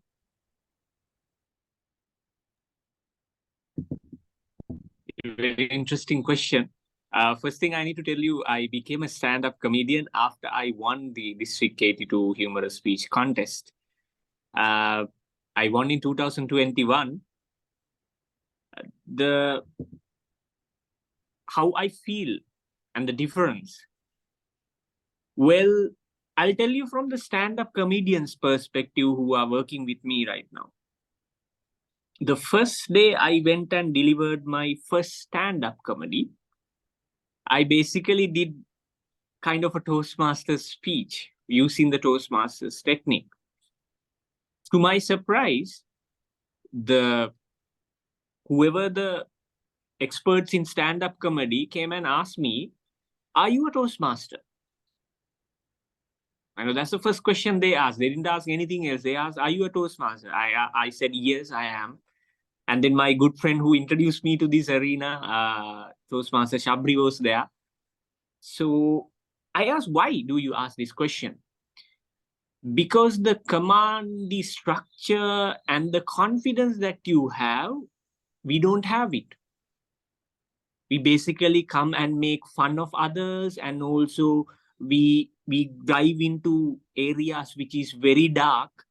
Still, we have structural problems and confidence problems. But you came and delivered in a very confident and a structured way. So, what I need to tell you is the main difference between stand-up comedy and a Toastmasters humorous speech. Well, a stand-up comedy can go up to 10 to 15 minutes, 20 to 25 minutes, 30 to 40 minutes. Sometimes people like Trevor Noah, Gabriel Iglesias, they go for like 1 hour. There can be pitfalls. Sometimes your audience might drop. They can come up. You have time to recover.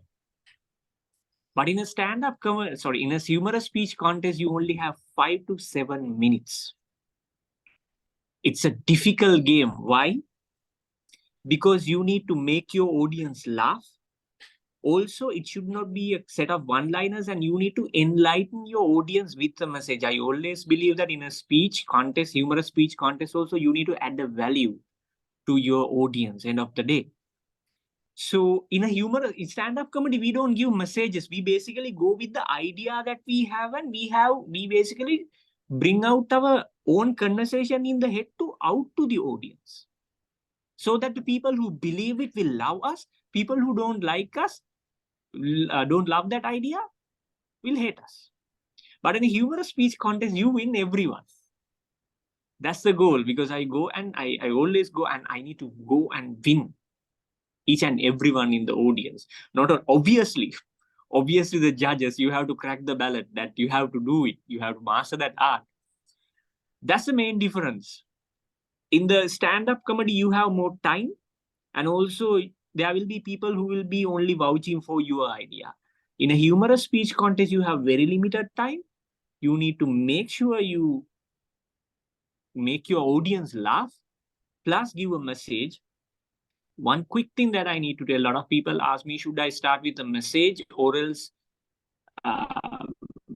shall I go and fit in a message? I would always say, for me, what worked was, I never started with the message when I'm crafting a humorous speech. What I did was, I first of all write everything that comes to my mind, which is very funny. And then I use the techniques, as I mentioned you earlier, to refine my speech. And then I check whether it is properly tallying with the ballot. At the last part, I see through the speech, is there a message popping out? Some people go and try to fit in just to win. I mean, yeah, of course, you need to win. I always practice to win. Always. As Tarindu said, I hate losing. So for that, I practice to win. But as much as you need to learn as well. So think of a way out of your whatever the script that you have. Is there a message coming out? If not, try to change your script in a way that you can tally into a proper message, rather than artificially fitting in a message. Basically, you talk about roses, ends the speech with a bomb. I just talked about the speech that you said in the 2021. So those are the things. Stand up, long, and you have time to recover. 5 to 7 minutes. You cannot tell your judges, hey, you didn't understand my joke, right? Let me repeat it to you. You can't do that. So those are the challenges that you have. Absolutely. Wonderfully answered. Thank you so much. Thank you so much, my wonderful gentleman. MC, do I have time for question and answers? Unfortunately, no, madam. We need to keep on timing the tracks. So, yeah. So I Give 5 minutes, Kidnapper. Just take 5. Yeah. Okay, thank you so much. Thank you so much, ma'am. I open the floor for questions. You can ask any questions from these wonderful men. Anyone? Yeah, Toastmaster Tarindu. Hello, Toastmaster Tarindu. Yeah, I'm here. Sorry, there's small Yeah, issue with my, this is morning. with my This video. is this is Suranga from HNB Toastmasters. My question is actually, do we need to give more prominence to the title of the speech? What is your opinion and what is your guidance? Actually, you spoke. Actually, we learned a lot from you. Even thank you very much for sharing all thoughts. So my simple question is, how do we need to give more prominence to the title? Whether it should be more funnier, more attractive? What is your opinion, sir? Yeah, I think that it's great if your speech title is a part of your speech as well, and you can relate. But if you can't, don't go out of the way, because see, you can't give a speech title that gives away the message as well. A lot of people, they try to put the speech title as the the take home message or the punchline. Don't do that, because then people already know what you're going to say. At the same time, if you have a totally unrelated topic also, it's a problem. But my suggestion is, people will end of the day remember the message you shared, right, and the story you told, more than the title.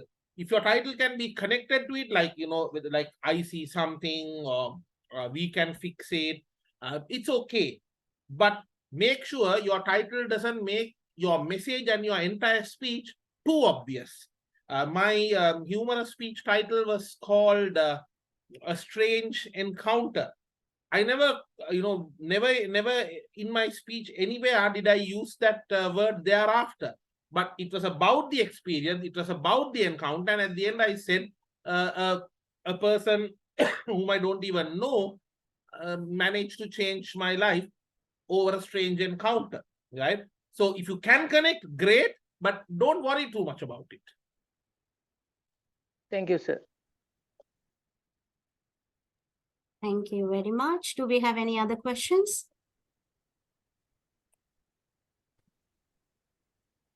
Audience, this is... Yes, who is this? Toastmaster Heshan Hettiarthi from AATSL Emerging Toastmasters Club. Yes, sir. Please go ahead with the question. I have one question to ask from DTM Mahinda.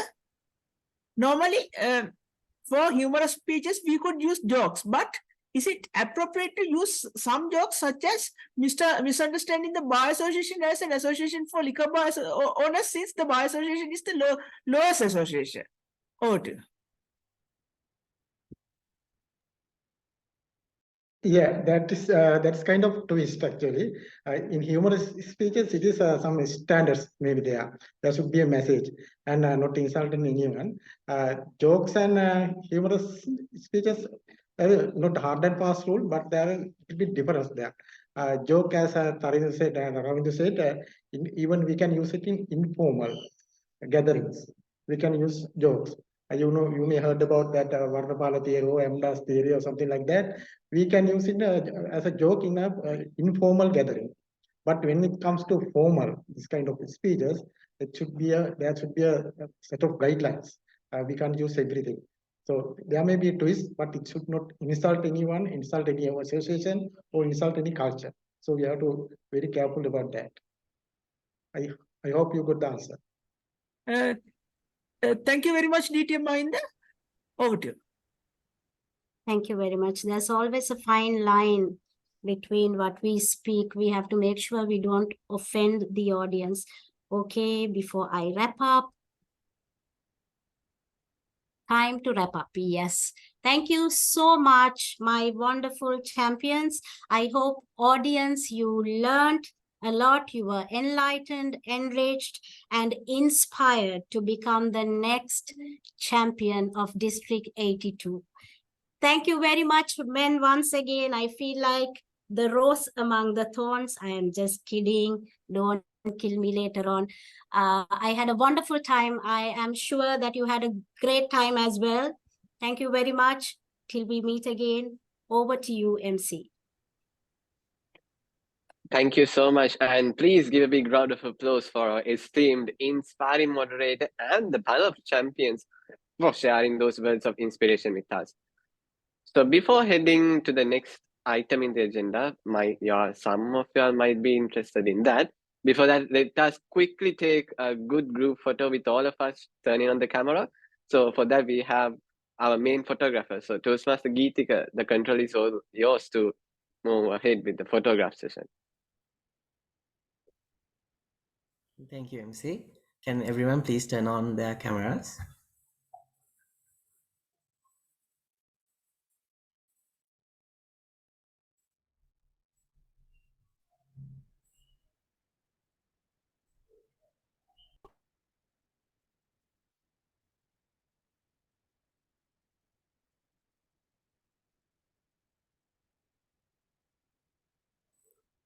Okay, we're going to take the photograph. Please keep smiling until all the photographs are taken.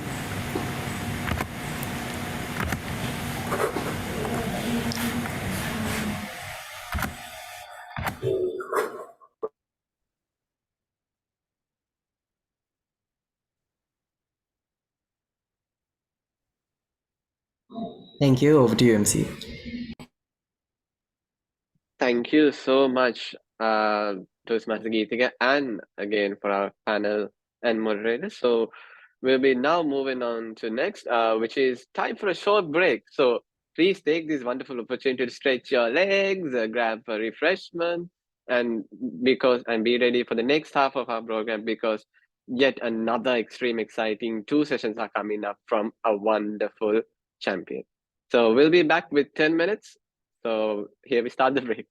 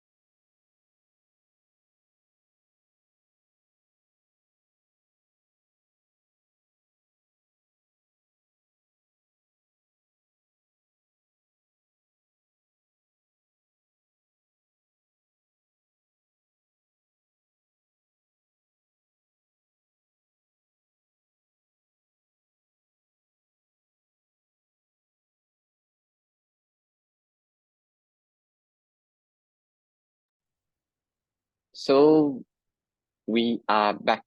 Can I see thumbs up or any reaction that all are here? Having like, having a good refreshment, stretching down, and prepare for the next half, which is absolutely going to be a big session.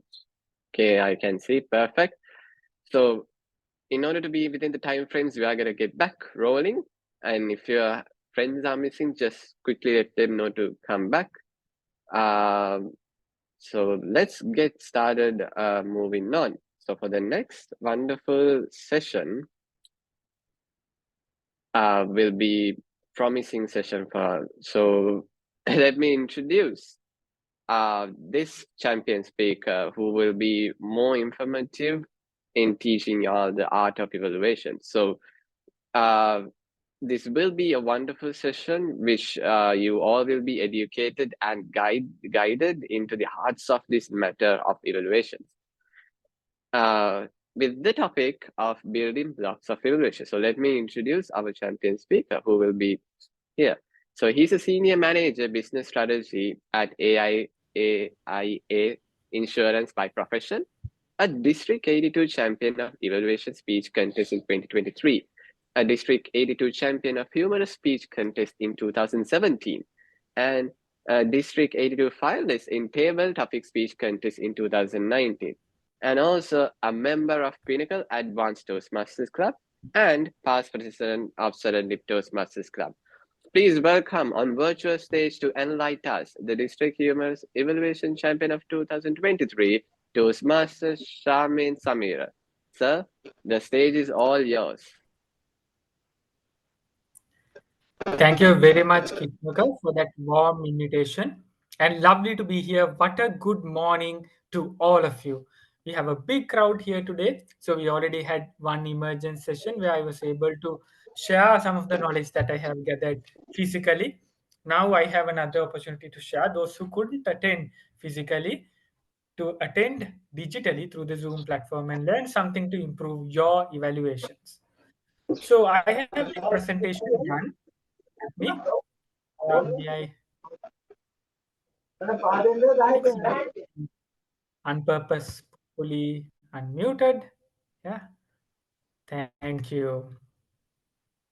All right. Can someone confirm whether you can see the presentation on screen? Yes, Shaman. Yes, you can go ahead. Thank you very much for the confirmation. So we are at the next contest season where we are having evaluations and humorous speech contests happening. And a lot of you, I'm sure, are logged here today because you want to be the next evaluations champion. So can I ask from you now, all of you came for this session because you want to learn, not only because you want to learn, but because you want to contest and win. So how many of you believe that after listening to this session, you will be able to be the next evaluation champion? Hello, somebody asked something else. So how many of you believe that you can be the next evaluations champion after listening to this session?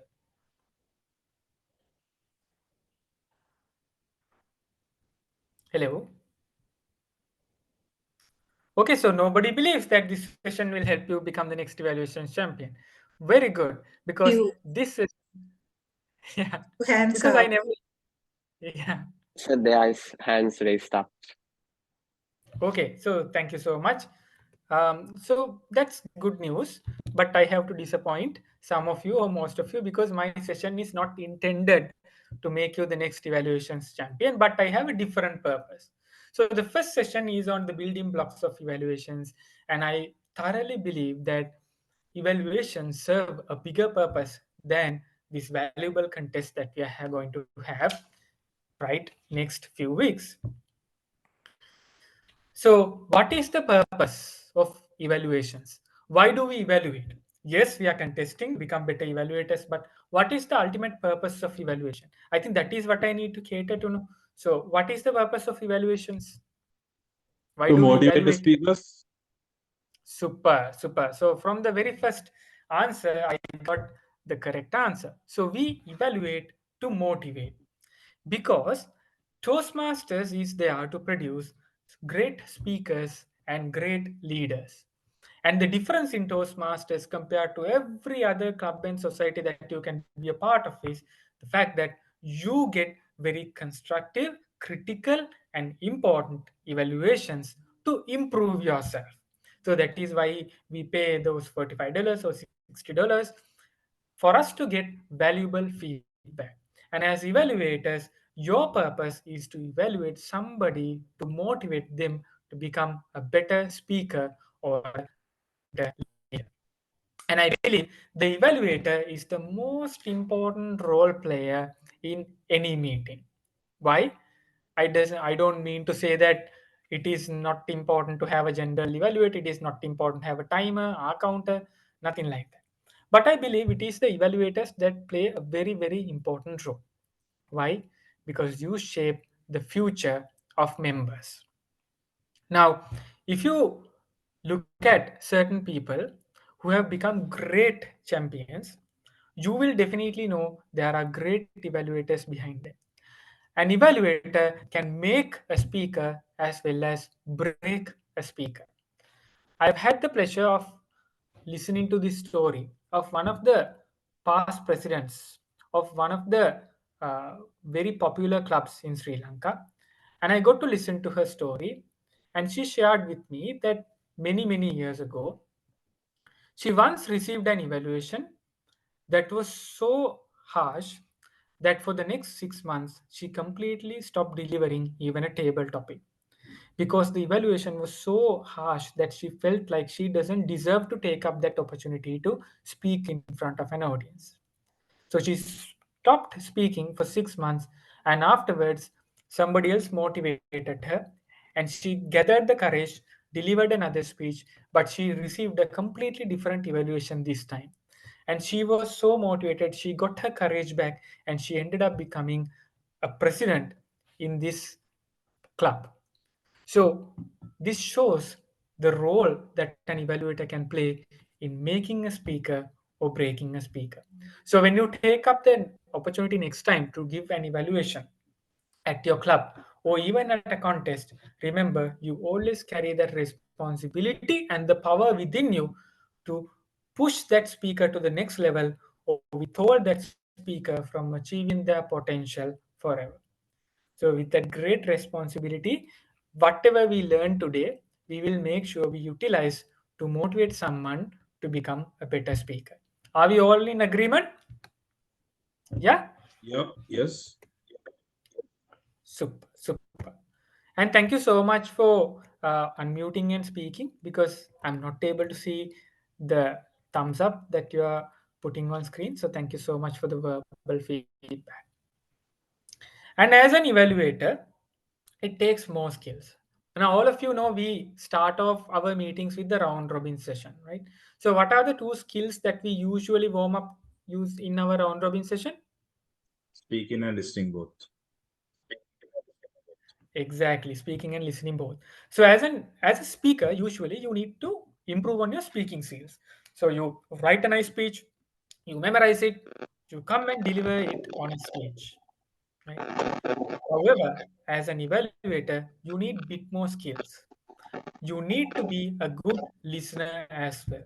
That is why I believe being an evaluator helps you to get to that next level of leadership and become a better human being as well. I know from personal experience that being a good evaluator helps you become a better spouse, a better husband, and a better wife as well, because you then listen first and then speak later. So it's very important as an evaluator, we brush up both our listening skills and speaking skills, and it gives a bigger opportunity for you to grow. It's an important opportunity. Now, what is the standard time that you get to deliver an evaluation? 2 to 3 minutes. 2 to 3 minutes, exactly. So, what I have in this picture is a picture of an iceberg, right? What comes to your mind, the movie that comes to your mind when you see an iceberg? Titanic. Titanic, exactly. So the problem with the Titanic was it saw the iceberg, but Titanic was quote unquote supposed to be an unsinkable ship. So it thought it can break through the iceberg and it sailed right at the iceberg. However, the problem with an iceberg is what you see below the water is much more in magnitude compared to what you see as the tip of the iceberg. Similarly, that 2 to 3 minute evaluation that you just mentioned is like the tip of this iceberg. A lot of preparation goes behind for you to deliver a good evaluation. So, at a club, if you're asked to evaluate a project speech, you have to properly read the project manual before you come. I've seen many times we just get the printed material right before the speaker. We just read the title and the key purpose, 3 bullets, 4 bullets, and we go and deliver evaluations. However, the intended way to do it is for you to read the project manual well in advance so you know each of the areas that a speaker can improve on. Secondly, don't restrict your knowledge only to the project manual. Because if you only restrict to the project manual, even in a contest, everybody will know only the same thing. However, if you do your own research, you can Google, you can go to YouTube, you can use ChatGPT, you can speak to proficient speakers, and if you get to know in any particular area something extra value adding that you can give, share to the speaker, then you are delivering an evaluation above and beyond the normal evaluation. So do a bit of research, that's very, very valuable. Then you will share something to the speaker that is not available in the project manual. So he or she will learn something extra. So that's something nice you can do. Now, let's get on to the structure of an evaluation. Okay. So I hope everybody had breakfast. I'm sorry if I'm making you hungry before the lunch, but I have this delicious burger with me to help you understand the structure of an evaluation. So right at the top of this beautiful McDonald's burger, we have a nice bun, shiny, sprinkled with sesame seeds. It's looking fresh and delicious. And in the middle, you have the lettuce, the tomato, the cheese, the patty, all the nice ingredients. And right at the bottom, you have another bun that's holding everything together. Similarly, in an evaluation, you need to have the opening. That is the first thing that an audience will see. And then you will have the analysis following your attention grabbing opening. However, no matter how attention grabbing your opening is, the analysis is the part that's rich in taste, rich in nutrition. So your analysis has to be rich in facts, content, advice, and things to grasp and digest. And finally, you have the conclusion holding the evaluation together. So I asked previously what is the standard time of an evaluation? That's 3 minutes. So if I were to give you a structure to follow in a standard evaluation, I recommend you use 30 seconds for the opening, 2 minutes for the analysis, and another 30 seconds for the conclusion. So you try and deliver the evaluation within 3 minutes and the rest of the 30 seconds for you to manage not going overtime. Now, how many of you have an experience going overtime? Please raise your hands in an evaluation. Quite a lot of you. So this has happened to me also. Sometimes we believe that I have so much to share. Let me share this. It's okay to go overtime. However, it's very important to understand that what Toastmasters is teaching us is to always deliver value within time. Because time is precious. We don't have all the time in the world. So we need to be disciplined to deliver value, but within 3 minutes. So my humble request to you is try to stick to this 30 seconds, 2 minutes, and 30 seconds closing in 3 minutes structure. So the rest of the 30 seconds you can use to avoid going overtime. And the worst thing that can happen to you is you deliver the best evaluation of your life and going overtime and being disqualified. So let's try to avoid that even at a club level to respect the time of others. Got it? Are we all in agreement? Yes. Super. Now, let's get to the opening, right? Now, I'll give you an example. What if I come and say, so I'm going to take Toastmaster Kitnuka as an example. This is just a fictitious role that I'm going to play just to demonstrate different ways of giving openings.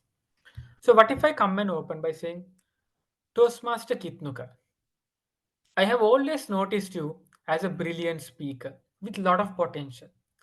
You came and delivered a speech today that was supposed to achieve a specific purpose of using visual aids. However, I feel like you are well below your usual self, and I don't think you did anything correct to achieve your speech objectives. But as an evaluator, let me still deliver an evaluation so you will be able to do this speech the right way the next time. So what if I come and open my evaluation like that? How do you feel?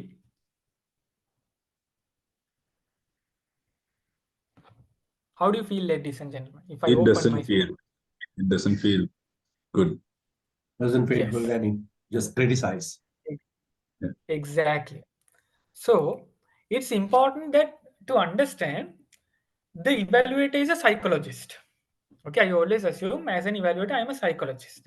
My job is to tap into the potential of the speaker, make sure he's convinced, make sure he's motivated, and try to give him a guidance to discover his own potential. Okay, so I need to make sure my evaluation is 3 minutes, but I grab his attention, I open him up in the first 30 seconds. If I criticize him right off from the bat, what happens is just like a turtle that goes inside the shell, when danger is faced, he will become defensive. She will become defensive, and no matter what you say afterwards won't matter. So it's important that you start off positively. I'll give a different example. Toastmaster Kitnuka. I've been a Toastmaster for the last 10 years. And what keeps me coming back is the opportunity to listen to ordinary people coming and sharing their extraordinary stories. And today, you delivered a speech that had a message that made me want to improve my life and become a better human being. Thank you so much for sharing this wonderful story with us. So you start positively. So when you start positively, the speaker feels relaxed, everybody is in a good mood, and then you can build upon that positivity and craft something nice. Got it? Other difference is opening, and there are nice things you can add on top of this. So one of the other techniques that I usually try to do is try to build on top of whatever the speaker is telling. The theme of the speaker, the message of the speaker, the story of the speaker. I'll give an example, right? Before I give the example, let me tell you another thing. This is something I've noticed over the years. Sometimes people have ready-made structures to deliver their evaluations. Now, I remember many years ago, I think it was an Indian Toastmaster. His evaluation structure was about he equated a speech structure to a flight that is going in the runway, taking off, flying through the air, and landing. So, taking off was commenting on the opening, then flying through the sky was about his different segments of the speech, the several stories. Then landing was about how he concluded. So the entire evaluation on a theme of taking a flight. But the speech had nothing to do with traveling, a flight or even a bus or whatever. The speech was completely on something else. I've seen another evaluation type that was many years ago, where it was about constructing a house. So they comment on how you should lay the foundation, how you should put up walls, how you should put up the nice roof, and then how you paint over to make it look nice. So how you craft a speech by using a symbol of building a house. and the speech had nothing to do with the house or construction. So try not to force fit your models onto a speech. And I've seen certain evaluators. Now, these are things that are, I can't classify them as mistakes, but I am trying to help you avoid some things that stand out as pre-memorized, pre-prepared. Sometimes people try to memorize quotes from popular people, and they try to start off with a quote. Right? When you do that, it becomes obvious that you have memorized a quote that has nothing to do with the speech. However, if you are very versatile and you are very well read, and if you can come up with a quote instantly that relates to the speech and it makes sense, that's all okay. Otherwise, always try to build on top of the speech. I'll give an example. So one of the test speakers I had the privilege of evaluating, Toastmaster Jagat, came and delivered a speech about how his mother influenced his life to become a better human being. So throughout his life, he got good advice from his mother, and for that, he became a very good human being, and he's thankful for that. So actually, his speech had the symbol of how an oyster collects grains of sand, and over time, that sand gets built into a nice, beautiful pearl. So his life was similar to that, collecting advice from his mother and becoming a good human being. My evaluation, I start off by saying, Toastmaster Jaga, just as grains of sand gets accumulated inside an oyster and forms beautiful pearls, over the years, being a Toastmaster, you have accumulated so many great attributes of a good speaker. And today, you stand off as a speaker that can deliver inspiring speeches that can influence many people to better their lives. In fact, you are not just an ordinary white pearl, but I see you as a rare black pearl that shines above the rest. So let me highlight the strengths that I saw in you. You know, you build on top of the theme of the speaker, so you deliver something unique as well as relatable with the speech itself. Got it?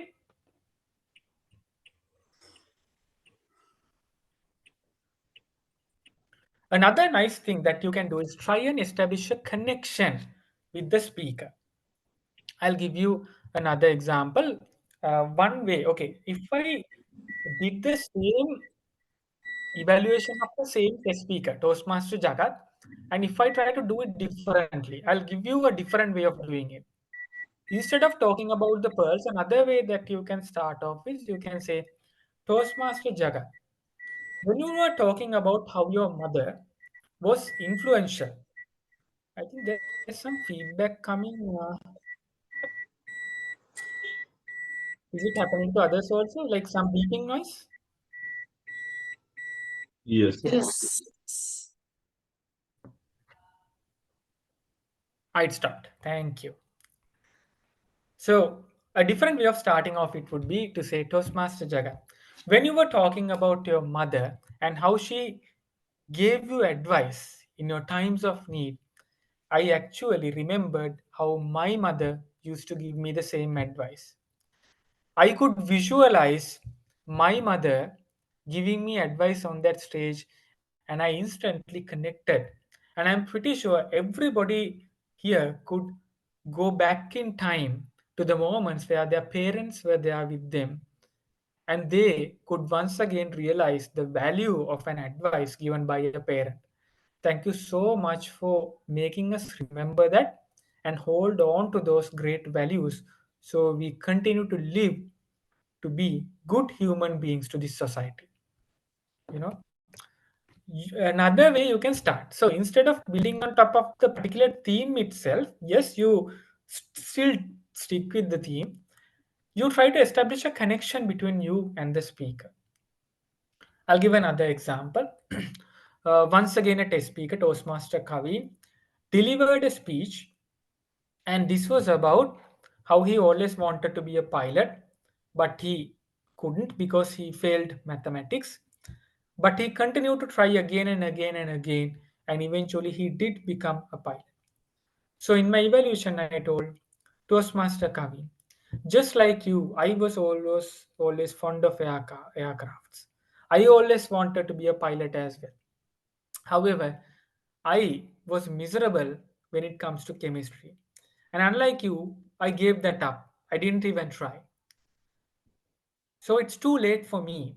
But today, because you shared this inspirational story, it may not be too late for many others in this audience to realize their dreams. Thank you so much for giving that inspiration.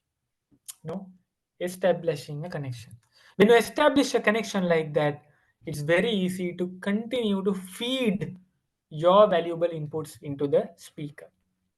Got it? Right. With that, let's move into the analysis. So in the analysis, there are two things that you can comment on. Audience, what are the two things that we comment on in an analysis? The strengths and the points of improvement. Exactly. Any other way of putting it out there? So you can call it strengths and recommendations, strengths and points for improvement. What I loved about your speech, and as a recommendation, I would like to say something like, Yeah. So what I liked about your speech, then yes, another way is content and delivery. So I used to use the terms positives and negatives, strengths and weaknesses. And then one day, DTM Sriyanti took me to a side after I think a division conference, and she told me, if possible, let's try to avoid using the terms negatives, weaknesses, because we want to still put a positive spin on something that can turn the speaker defensive. We want to make sure their mind is still open. So it's always good to use positive terms like positives, growth points, areas for improvement, suggestions for improvement, areas you can develop. That way you put a positive spin rather than using the terms like weaknesses and negatives. So one way of splitting it, a popular way of splitting it is you talk about strengths and recommendations. Another way you can try is delivery and content. I've seen Toastmasters from other districts around the world sometimes try delivery and content. So that's one way of splitting it. So in delivery, you speak about the strengths and areas for improvement. And in content, then you talk about the strengths and areas for improvement. That's one way. Another way that I've seen people go about it is they have these particular structures. For example, I've seen one of the past district finalists, um, DTM Mario. Once he used this structure called gift. So the speech had relevant to gift giving. So it was about gift. So each letter stood for something. So G was about gestures, I was about intent, F was about facial expressions, and then T was about transitions. So his evaluation was based on gift, gestures, intent, facial expressions, and transitions, and he commented on each of these aspects. So that's another way that you can try things out. But the most popular and the easiest way to navigate is strengths and areas for improvement. And now, just like everything else in life, it's important that your analysis is in balance. So this picture that I have found after searching the internet very hard is a good representation of balance. So you can see that there are 3 stones on the left hand side and 2 stones on the right hand side, but they are in balance. So why do we have 3 stones? Because these 3 stones represent the strengths and the 2 stones represent the areas for improvement. And as human beings, I told you we're psychologists, as evaluators, it's always nice if you can say at least one extra strength compared to an improvement point. Because 3 minus 2 is plus 1. Or in case you are running out of time or you are trying to manage the points that you have, if you want to explain a bit more, you can go 2 and 1. So 2 strengths, 1 area of recommendation, 2 minus 1 is plus 1. Still the speaker is happy. I did at least something extra compared to the areas I need to improve. Got it? And one more thing, you can see the size of the stones. So the strength stones, they are smaller in size. The recommendation stones are bigger in size. So your 2 minutes for your analysis, you split 1 minute to the strengths, 1 minute to the recommendations, and the 1 minute you split 20 seconds each for the strengths, and then 30 seconds each for the recommendations. Got it? All right. Another thing that's important and nice that you can do is when you are talking about either the strengths or the recommendations, don't only talk about what you believe as a strength. You need to explain the why part also. For example, if you say, one of the greatest strengths that I saw in you was the fact that you maintained very strong eye contact. So you say what do you think is a strength. But unless you say the why, nobody can understand why it has become a strength. So you need to explain and say, maintaining eye contact is important because the audience needs to feel that you are directly talking to them.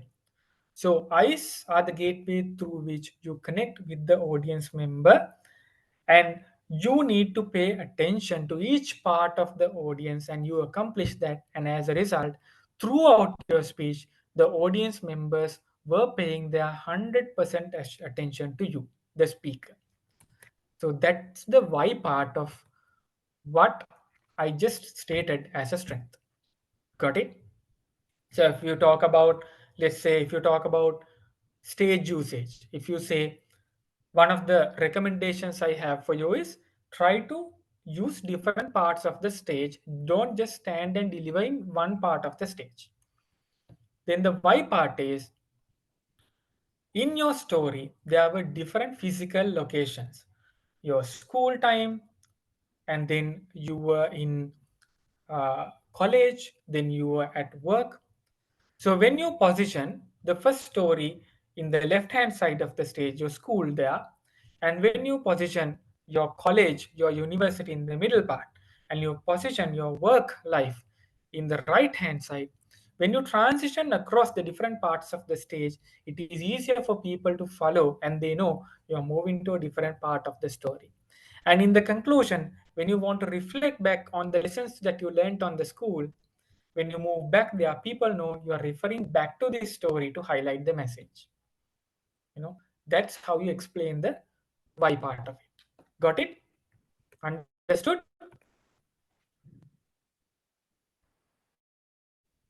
Am I clear? Yes. Also, it is important for you to be honest but gentle. Now, for example, if I can say, Toastmaster Kavisha, I really loved the story that you shared today, and I think the writing was exceptional. However, I believe you need to work on your voice. The voice that you used to deliver the speech was more feminine, and I don't think it was appropriate for a man. So I encourage you to develop the base of your voice so you come out manly, or otherwise, it will not show your personality. So, what if I come and deliver a recommendation like that? It's very important we distinguish between what we should comment on in front of an audience and what should we comment on in public. So there are certain things that are honest. There are things that you may need to tell, but you need to be gentle and decide whether it's appropriate to share in a contest forum. Or imagine if it is a district finals and there are about 1,000 people there in the audience. If you say something that damages their personality, if you say something that damages their reputation, that is not something nice that you can do. So there are many instances in my life where I had to take that very hard decision. Certain things I didn't want to comment in the contest, but personally I told. So even in the last contest round, at a I think division contest, I made that choice, and it's an important choice because once again, it is not about winning. maybe you would say that point, maybe it's a unique point, and because you were brave enough to say it, you win that day. But what if that puts that test speaker down and then they can't face the audience afterwards? Then there's no point in us winning. We haven't accomplished our objective of motivating someone. So that's very important.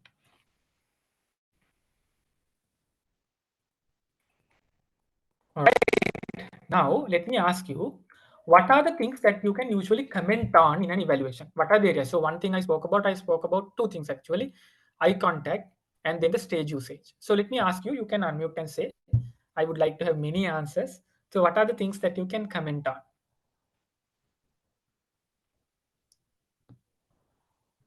Eye contact, gestures, what else? There are many things. Voice variation. Voice variation. So Vibhuda is very talkative and he's very participative. Thank you so much, Vibhuda. You are an example to others. So others, please take Vibhuda as an example. Just pitch in. There may be unique things that everybody can learn. Yes, emotions. Emotional Yeah. variation. Emotional variations. Emotional Excellent. variation. Excellent. Yes. Emotional variations. What else? Humor. Humor. Yes. So we learned a lot about humor today. So humor is a nice thing that you can comment on. Twisting. Twists in the speech. Yes. What are the other things? The climax of the speech, where it gives the punch, that punch. Yes, the climax of the speech. Sorry, I think somebody tried to answer. It didn't come off due to connection issue. What was that? Can you repeat, please?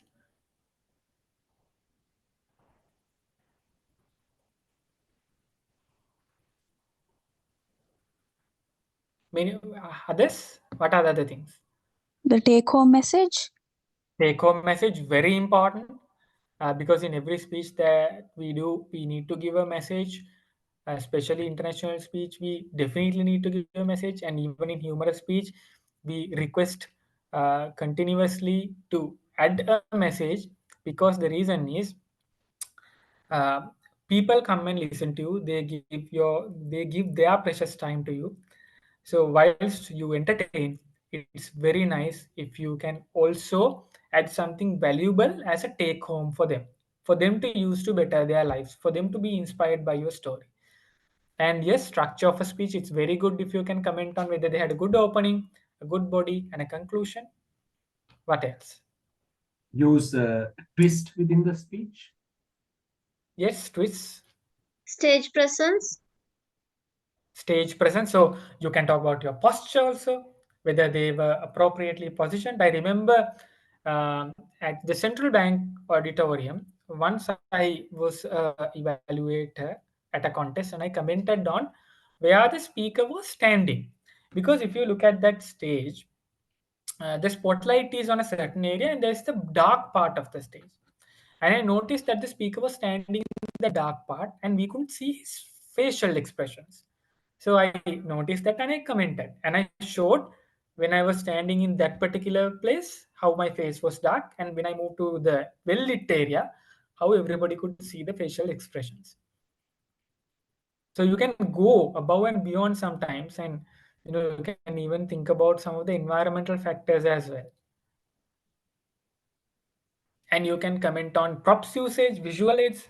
So if they use a nice prop, you can definitely comment on it. Very good to pick that up. So there are times when everybody. we can.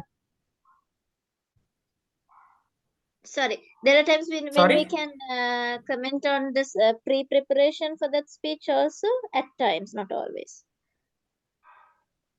Yeah, if you can, let's say if the speaker was very creative, and if they use that creativity to add something very unique and different by preparing well, you can just comment on it. So you can talk about dialogues, you can talk about facial expressions, body language. So many things keep coming on the chat. Thank you so much for giving out everybody inputs. So I think everybody can learn. And yes, using symbols, all very value-adding. And even dialogues to bring your characters to life, that's very important. So Dramatization. already many of you know, sorry, Dramatization. sorry, dramatization, yes. So all, yes, very good point. So these are things that you can continue to add, and you can increase this basket of things that you can use to comment. And the more you do evaluations, the more things that you will start to notice. And then you can keep that with you, and you can just pick in each test speech what are the areas that you notice. And another thing is, I always say nobody is the almighty god of public speaking. Not even if you are the world champion of public speaking, you don't have the authority to force a recommendation on someone. You can only give a suggestion. So always use language like, in my humble opinion, may I recommend to you, perhaps you can try and incorporate this. You cannot say, this is exactly what you need to do. So you need to be mindful and respective about the tone and the way you enforce your recommendations on the test speaker. And the next thing is, if possible, try and demonstrate. For example, if you remember my point on using the stage, I took different parts of the speech. So the part where he narrated about the school, the part where he narrated about his college, university, and the part where he narrated about work. And I gave him suggestions, use this in left hand side, use this part in the center, use this part in the right hand side. So if you just say your stage usage was not adequate, try and incorporate more stage usage the next time you do. If you just say, how can the speaker do that? Because if he knew how to use the stage, he would have already done it. So you have a job to give him a suggestion, a demonstration. So if you ask him to incorporate vocal variety, try and take a dialogue from the speech itself and incorporate your vocal variety, show it as a demonstration. Then the speaker knows, this is what my evaluator is telling me. Otherwise, your recommendation might be incomplete if you don't show what you are suggesting. Got it? Then we come to the latter part of your evaluation, but this is very important. Too many times I did the mistake of not having adequate time to do this properly. And it's very important that you do this very precisely and easy to remember. So 1, 2, 3, the strengths, 1, 2, the areas for improvement or the growth points. Example, in summation, the strengths that I saw in you was fantastic usage of body language, great use of a prop, and your characters were very lively and attention grabbing. And as recommendations for improvement, try and incorporate a bit of humor. And secondly, try and incorporate vocal variety to distinguish your characters. 1, 2, 3, the strengths, 1, 2, your growth points or the recommendations. Very precise and easy to remember. Never, ever, ever forget to do the summation, especially in a contest or even in a club evaluation, because it's important. After you tell a whole 2.5 minute to 3 minute evaluation, when you summarize only, it is easy for the test speaker or the speaker to see things in a more holistic perspective and remember for the future. And this is also important. The summation you need to end positively. So in one of my either district semifinals or finals, one of my summations, it went on something on the roads of, I told, Toastmasters I, today you came and spoke in front of 1,000 people. Tomorrow you will go on to speak and inspire hundreds and thousands of people. And eventually you will be a person who can speak to millions and change the world for the better. I am honored that I was able to become a simple stepping stone in your great path to success. And I cannot wait to see you uncover your ultimate potential. All the best to you. You end positively. You say something positive that gives hope for the speaker And in a club contest, in a club setup, actually your ending should motivate the speaker to quickly run to the VP education and book the next speech. They should be that motivated to do the next speech after taking your recommendations and after learning your strengths that you shared. So I think that is very important. So with that, I think my first segment comes to a conclusion. So then my next segment will start with a small activity. And my next segment will be very much focused on helping you to distinguish yourself and becoming a winner at a contest. So this is also about giving a textbook motivating evaluation. So the next session is about how to handle a contest. So if you don't have any questions from this segment, or if you have any questions, feel free to ask.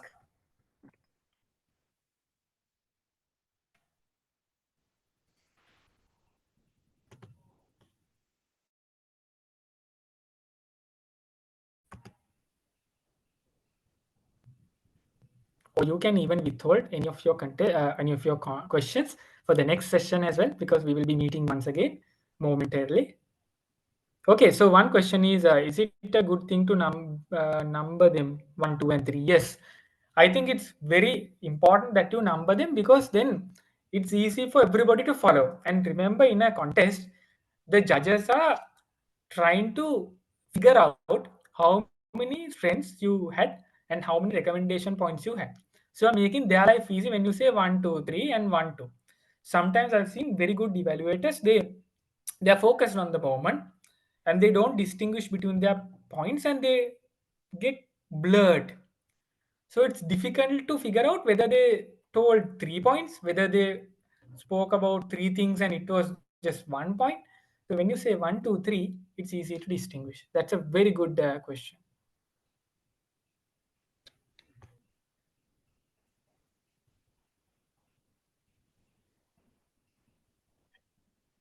So there's another one question in the chat.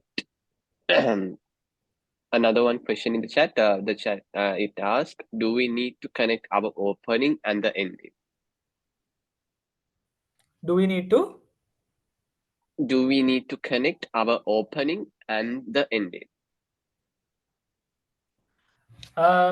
If you can stick to a similar flow, that's nice. There's no particular connecting that you need to do. Just stick to the same theme. Just stick to the same theme, because it's just a 3-minute one. So you don't need to again remind how your opening was. You don't have time to do that. You have to be very precise. Not like in international speech, you don't have time to do that. So you cannot repeat a single thing. 3 minutes fly just like this.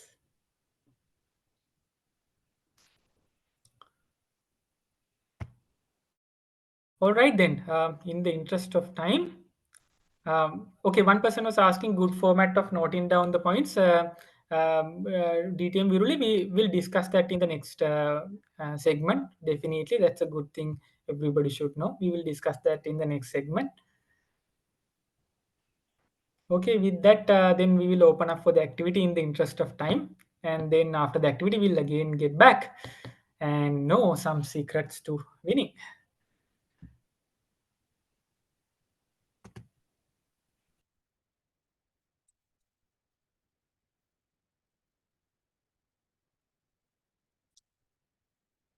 Thank you so much, Toastmaster Shamins, for those insights, which for sure have been both inspiring and empowering our dear Toastmasters here. With that, for a little bit of a change, as Toastmaster Shamin has said, now we are heading into an activity rolling out. So I will just ask 2 questions in the interest of time, which is based on our Toastmaster Shamin's presentation right now. So let's see who will answer those quickly to the questions, and let's see how well the audience was in with it.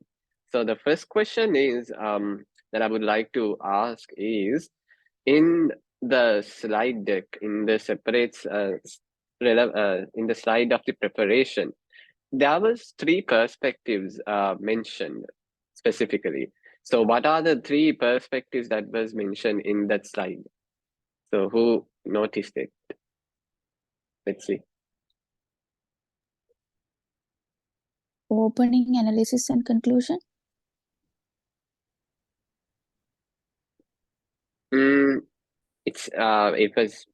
It goes, but in the preparation, it was 3 different perspectives. The opening, Delivering the analysis and evaluations, summation. read the project manual and do some research. Exactly. Can I know your name and the club? I'm Toastmaster Chamra here from Star Garments Toastmasters Club. Kudos to you, sir. Very done. So there goes. So I will go to another quick question. The second question that will be coming around like that quickly. So in the slide deck, in the slide of the analysis, so again, the speech idea was derived into 3 parts. So what were the 3 parts it was mentioning?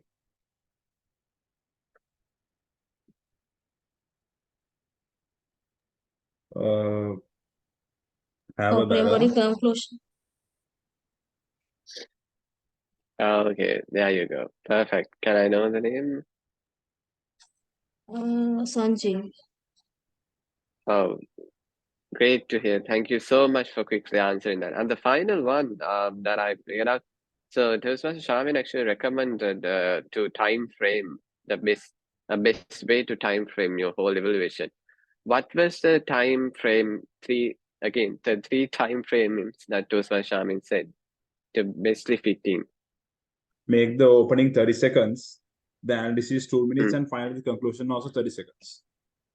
Perfect. Thank you so much, Toastmaster Vibhuda, for giving that quick answer as well. So that actually wrap up the quick activity session. So I know others have been listening as well. It's all right. And we now gonna move the journey, continue with the journey. Since we learned on building blocks of evaluations, how about learning on how to practically use those in evaluation to achieve our desired success? So please welcome back on the virtual stage, Toastmaster Shamin Samira.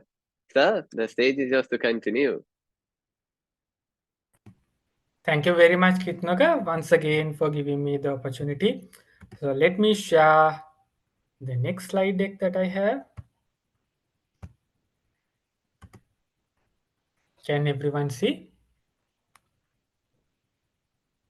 Yes, sir. Yes. Yes, sir, we can see.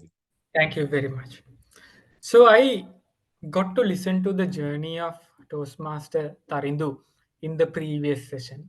And he was mentioning how he had to go through a long journey of facing failure and coming back stronger, and eventually you become a champion speaker. So what I realized time again and again is the fact that that is the story of every champion speaker. You can't find anybody. Yes, there are miracles and there are prodigies, but most of the time it is those people who stick to their path. No matter the failure, they come back again and again and again and again, and they never give up. And eventually you learn enough for you to call yourself a champion. So even in my journey, I joined Toastmasters in 2015, that is Serendip Toastmasters Club. So I was brought in by actually DTM Ganga. She was my university lecturer back then, and she brought me in because she knew that I had very good ideas, but I needed help to put them through, communicate them in a good way.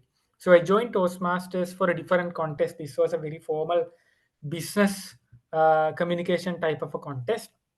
I never thought that I would go into be a humorous speaker, but she realized that one of the areas that I had to develop was transition from aggressive speaker to not being too afraid to speak and be myself on stage. And then I was able to work on my delivering a humorous speech.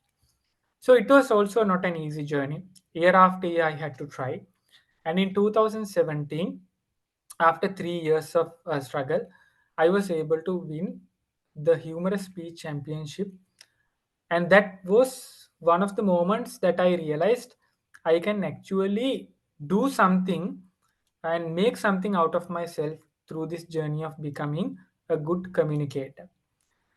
And this didn't come because of only my strength. One thing that I learned very early in Toastmasters was the fact that there's very little I know. So the moment you realize that you know less, then you open yourself up to learn more from others. So right around 2015, 2016, people who were there back then remember me for being this fellow who comes to all the possible area contest, division contest with diaries in hand, and I would non-stop take down notes when every speaker, every evaluator was delivering their speeches. So I used to steal a lot from other profession speakers. I used to observe them, I used to take down notes, and I used to study them and see how I can incorporate the important points of a good speaker into my own speeches. However, in 2016, as I told you, I went for the district semifinals. I couldn't get through. I wasn't even placed in the district semifinals.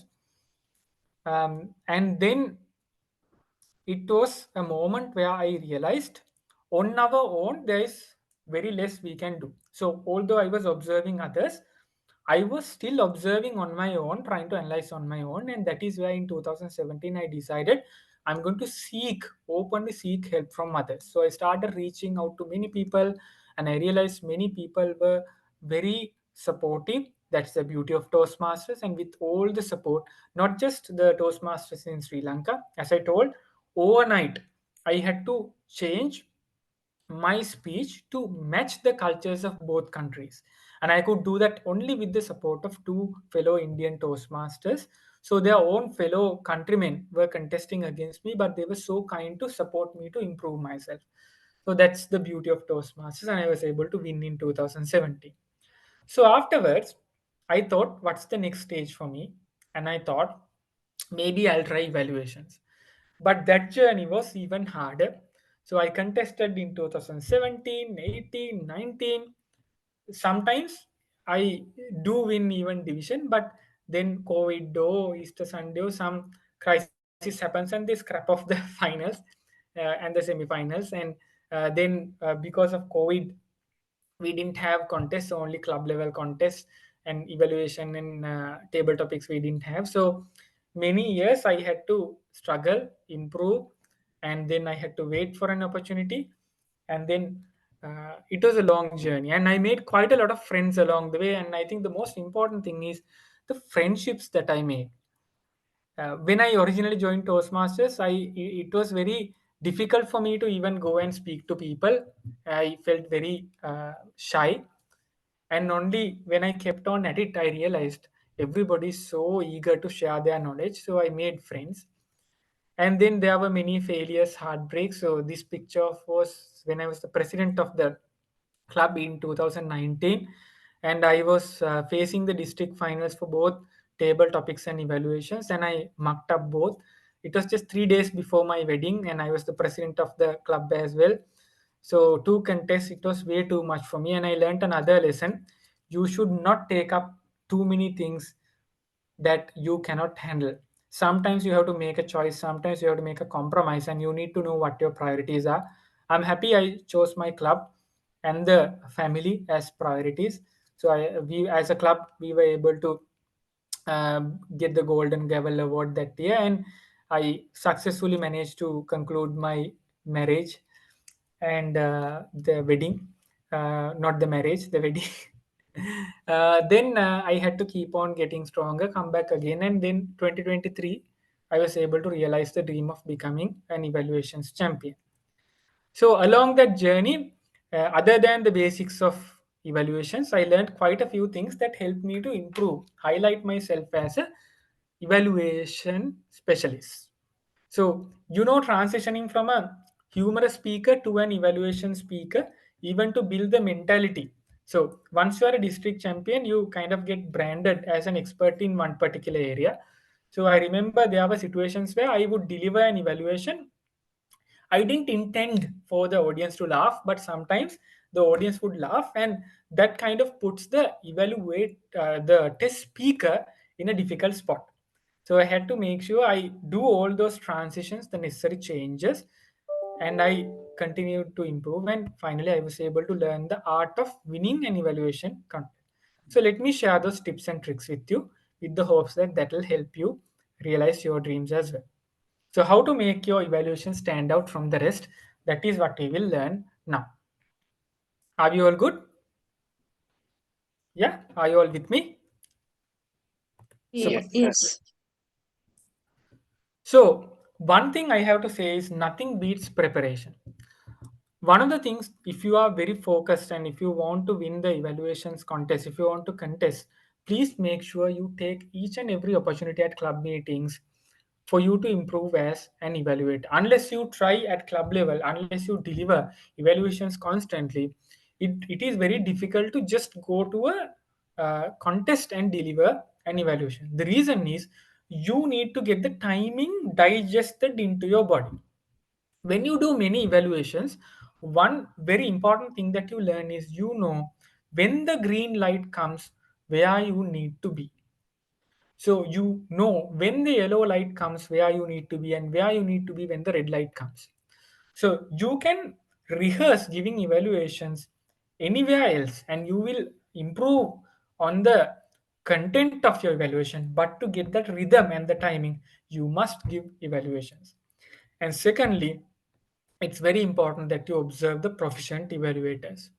So it can be at your club, or if you know of other evaluators in other clubs, just talk to those club members, go there, visit them, listen to those evaluators, go to other people's club contests, go to other people's area contests, observe them and learn and grow. That's very important. That preparation is very important. I think from the time in 2017 to 2023, over the 6 years, I would have given 1,000 evaluations.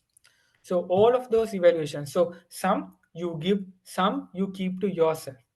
And one thing that I definitely do is, be it any evaluation contest, let's say I am at a different division evaluation contest and I'm not contesting, I'm just in the audience, I still evaluate the test speaker and I compare my evaluation with all the 8 or 10 speakers that I was contesting on that division on that day.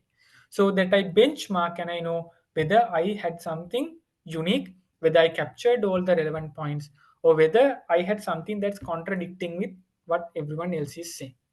So you have to put in that effort. So that's important. Nothing beats the preparation. And that helps you to build your data bank of evaluations.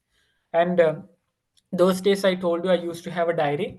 Nowadays I just use the notes app in my phone, and I have a list of things that I can evaluate.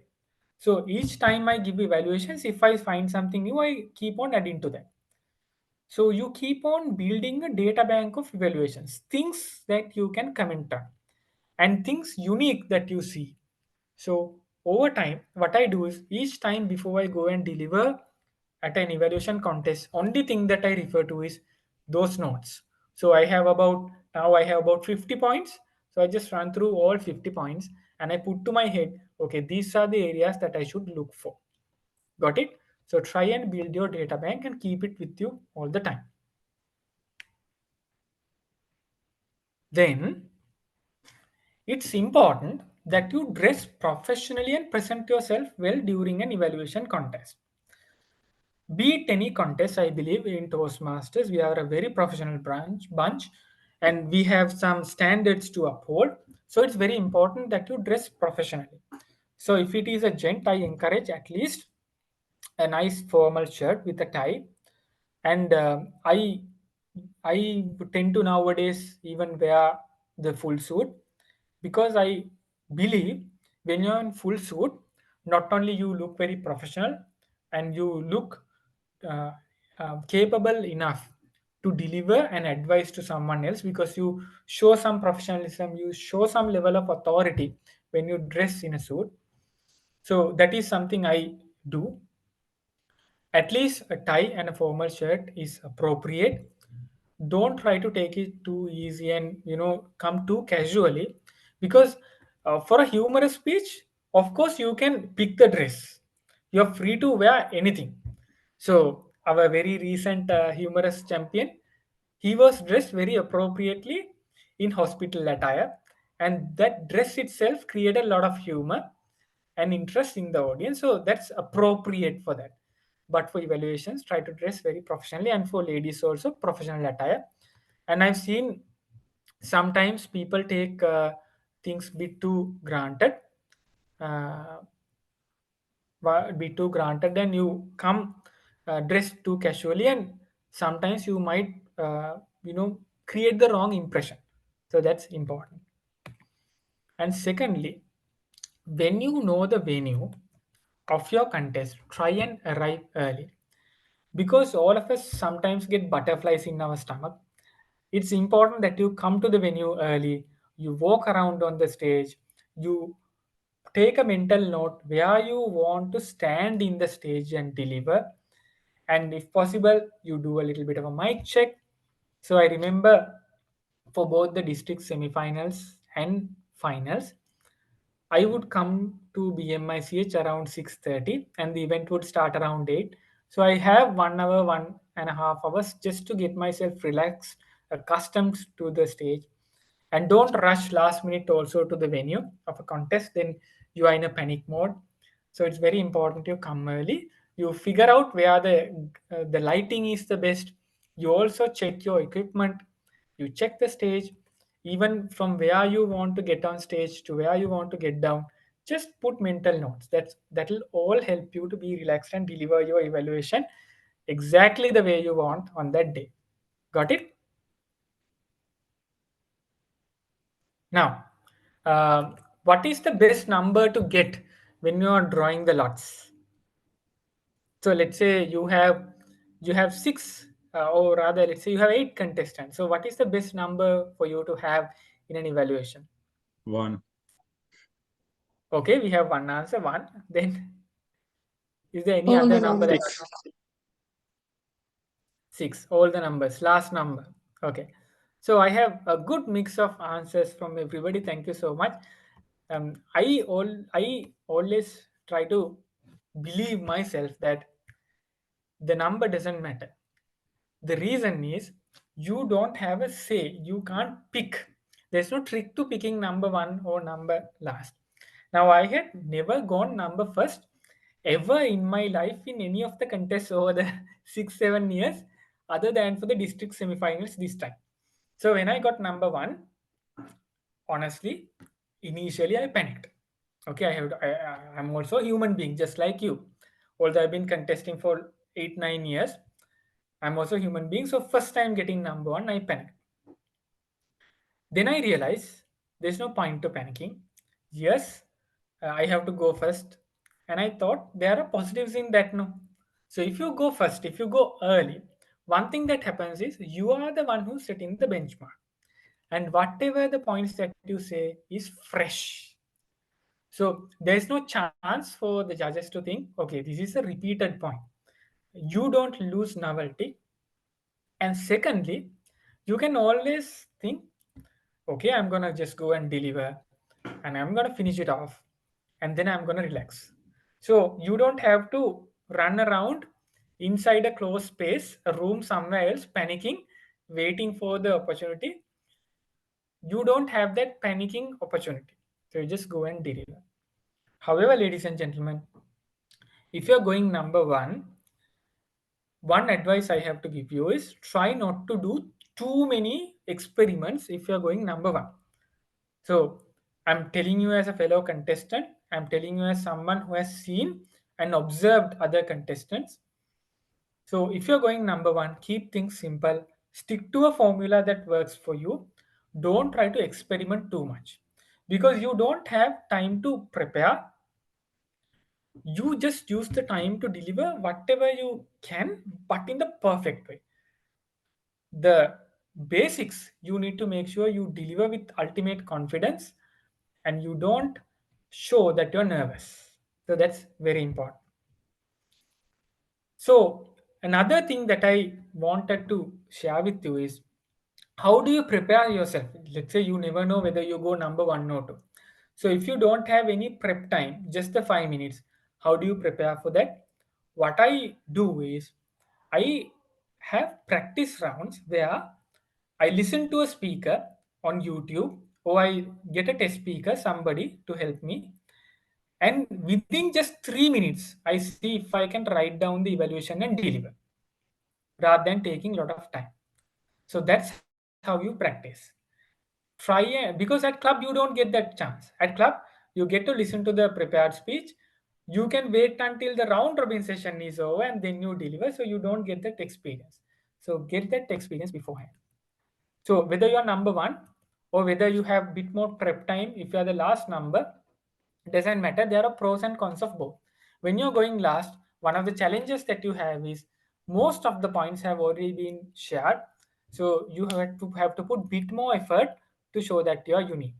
So there are pros and cons of everything, right? The next thing is, before you go on stage, please empty, or before you listen to the test speaker, please empty your mind. I know there are many preparations that you do. There are many points that you try to remember and recollect, but you need to empty your mind, because what you are going to listen to in the next 5 to 7 minutes is a fresh speech. So you need to approach that fresh. So empty your mind. Even if it is a test speaker that you have listened to before, don't try to remember what the previous speeches were like. You have to evaluate the speaker for what they did within that 5 to 7 minutes. So that's very important. So empty your mind, and with an empty mind, listen to the speech. Got it? And the next thing is getting your pen and paper ready. So there are different ways that you can get your paper ready. So the sergeant at arms will come and they will distribute a paper, a pen, and a file for you. So one thing I do is I try to first of all, I try to fold the paper. So different people have different techniques, right? So I'll tell you my technique and you can compare yours. So what I do is I fold the paper into four, right? First of all, I fold the paper into four. So if this is the paper, I fold the paper into four like this. The reason is, yes, I use the paper to write down everything, right? However, when I'm going on stage, I cannot take the paper like this. If I go take the paper like this will be a distraction. This will be a bit too much to handle. So I fold it down. So after I finish the evaluation, I write my summary on this 1/4 space so that it's easy for me to keep. And if I need more space, I just use the other side. So worst case, I use the strengths on this side, the areas for improvement on this side, but what I have with me is a small piece of paper. Then I unfold my paper, and what I do is my structure is I have a small section for the opening to write down the name and the title of the speaker. And I have a small section at the bottom to write down an appropriate conclusion. And the middle part, I split into two. So on the left hand side, I have the strengths. On the right hand side, I have the recommendations. And that is where I construct my 5-minute evaluation. So during those 5 minutes, I take my notes here. And after the end of the 5 minutes, I just fold. I make sure I keep about 30 seconds to 1 minute to write down my summary. And then I hand over the paper to the sergeant at arms. And onto the stage, I only take this folded paper. So that's one way of doing it. Some people even fold the paper into 6 parts. Some people don't fold at all. So it's up to you to figure out what really works for you. So this is how I used to do it. Is everybody clear? Was it clear? Yes. Yeah? Okay. Then making your notes during the test speech, one thing you need to do is make sure you listen carefully and then take down your notes. And also make sure you have now you will be given a pen at the contest. However, if you can bring your own pen, something that you're comfortable with, there's no harm in that. I haven't seen a contest where they prohibit bringing a pen from outside. Of course, you cannot cheat your way to a contest. So everybody lives by respect, service, integrity, and excellence. So Just bring a pen if you can, you're comfortable with something that you know you have the proper grip, you're familiar, and you can write fast. That's always a plus if you can come with that bit of pre-preparation. And you need to listen carefully and then write. That's very, very important. So first listen and then write. Because if you panic and if you keep on writing and if you miss the important parts of the speech, then there's no way for you to, there's no rewind button for you to listen to that again. And then keep your notes succinct. Don't try to write down everything you can. You just write down even examples. Let's say you write a point, you write just one, maximum two examples, just for you to prove that the strength or the recommendation is valid. And as I mentioned, write down relevant examples and words. For example, if you say you had great humor in your speech, for example, a humorous phrase from the speech would show that you were eagerly listening onto the speech. And finally, remember to summarize. As I told you in the back, you need to summarize. And now they take you to the waiting room. Unless you are the first person, you are taken into the waiting room. In the waiting room, it's very important that you don't panic and exert yourself. I've seen and I've done this myself. Sometimes we try to rehearse the evaluation speech, and by rehearsing, we are already exhausting the energy we have. So when you go on stage, you are not at your 100% because inside the waiting room itself, you have exerted all your energy. So try not to do that. Try not to pace around. Try not to sit at multiple places. Just sit down. And what I do is I only use the time in the waiting room to build a nice opening and a conclusion. Because unless you have a photographic memory, you cannot remember everything that you wrote down into the notes. But you can always use the time to build a nice opening and a conclusion. That's positive. So that's the time that I use to build my opening and a conclusion. Understood? Yeah? All right. Yes. Then arriving on stage. It's important to understand, although the judges' ballot say that you are supposed to be judged from the time you first spoke, the first verbal or nonverbal communication. Remember, everybody is looking at you from the time you are walking into the hall. So be confident. When you walk in, if you are all sweaty and if you are stressed and you are looking everywhere, you are looking down, then everybody feels that you are nervous. So try to be confident, walk in, patiently wait until the contest master calls your name. Look at your friends, smile, assert your presence, assert your confidence, and just relax and confidently walk onto the stage. Actually, this is something that I learned from Toastmaster Sandul, that even the way you walk onto the stage matters. You walk onto the stage with confidence and you shake hands with confidence and you get to the center of the stage and you settle down and then you start only when you are ready to start. Great champions, good speakers, they are not in a hurry to get onto the stage or they are not in a hurry to get down from the stage. So you settle down and then start. Got it?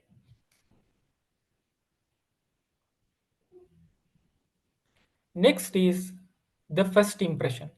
So as I mentioned, try to be distinct and try to be creative.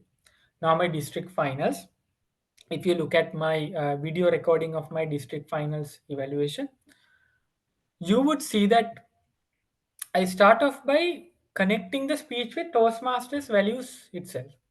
So the speech was done by Toastmaster Sai. It was about how you cannot take away salt from the entire ocean. Just like that, you cannot take emotions away from life. So only way you can do is handle one problem at a time. So you try to control one emotion at a time. So that's the gist of the speech. So my opening was to say that Toastmasters I, just like you cannot take the salt out of the entire ocean, but you can take a bucket and remove the salt from that water bucket. Similarly, isn't that what we are trying to do in Toastmasters? Taking one speech at a time and giving valuable evaluations So we improve one speaker at a time. So that was how I connected the concept that he had with the sea and the salt to what we are doing in Toastmasters and what I'm about to do now. So then I asked permission to deliver my evaluation to take off the salt and improve his speech. Got it? So how you will be distinguished. And secondly, try not to spend too much time on the opening. I've seen one mistake that certain speakers do is they take too much time for the opening. When you take more than 30 seconds for the opening, the big problem that you're going to have is you might go over time. Remember, the opening is just for you to settle down the audience and settle down the speaker. Try to use the bare minimum for the opening and keep time for the analysis and a proper conclusion. So you have an opening, but 30 seconds maximum. That's important. And then everybody will come and talk about the strengths. And remember, ladies and gentlemen, most of the time these strengths will be very similar. So if you can find some non-obvious strengths, that will further highlight your evaluation. Remember, 90% of the time, everybody is speaking the same strengths because strengths are so obvious. But can you find something unique? For example, I heard this today also from one of the audience members. Can you talk about the climax and the anticlimax? What was the peak point of the story? Whether that peak point, the climax, came at an appropriate moment. Did the speaker end the speech at a climax? Or did it follow an anticlimax? So you can comment on those. You can comment on the hooks in the speech. What was the hook that kept your attention from beginning to the end of the story? Whether they use symbols. I remember I commented on one of the speeches, yes, the district semifinals, where Toastmaster Malaysia used pieces of paper, and she was tearing pieces of paper throughout three stories in her speech, and each time she tore a piece of paper was symbolizing how she was breaking down in life. And ultimately, all that paper were put into a basket, and she picked up a nice bowl, a pulp that was stronger, and that pulp could be used to create something new. So I commented on using that symbolism. Then whether the stories and the purpose are connecting. If not, you can comment on it. So I come in my district finals, I gave a comment to say the story for me was not adequate to support the purpose. So you need to tweak the story, you need to exaggerate things a bit. So you give more power to the story. Whether the characters were used effectively. I remember once this was an area contest at an evaluation. In this particular speech, there was a scarecrow, and even in the title, it was something to do with scarecrow. But that scarecrow was just an idle character. That scarecrow had nothing to do with the rest of the story. It was just a background. So I gave a recommendation to say this scarecrow had little to no impact on your story. So you taking time to establish that character, describe that character, is not effective use of the time. So rather you skip that character, or you bring that character into the story and make effective use of it. So you can comment on the effectiveness. You can comment on the twists in the speech, whether they had emotional variations. As I always love to listen to Toastmaster Ranjan De Silva say, the best speeches in this world can make you laugh, make you cry, and inspired at the same time. So whether they had that emotional variation, and whether the strength of the incidents were enough to enforce the messages. So these are just few things that you can comment on. So you can pick some unique strengths if you can, and that will be great way for you to distinguish yourself. Got it? Am I clear? All right. Then in your recommendations, one thing that I do is now there are times when most of the recommendations are on the delivery, whether they delivered it appropriately.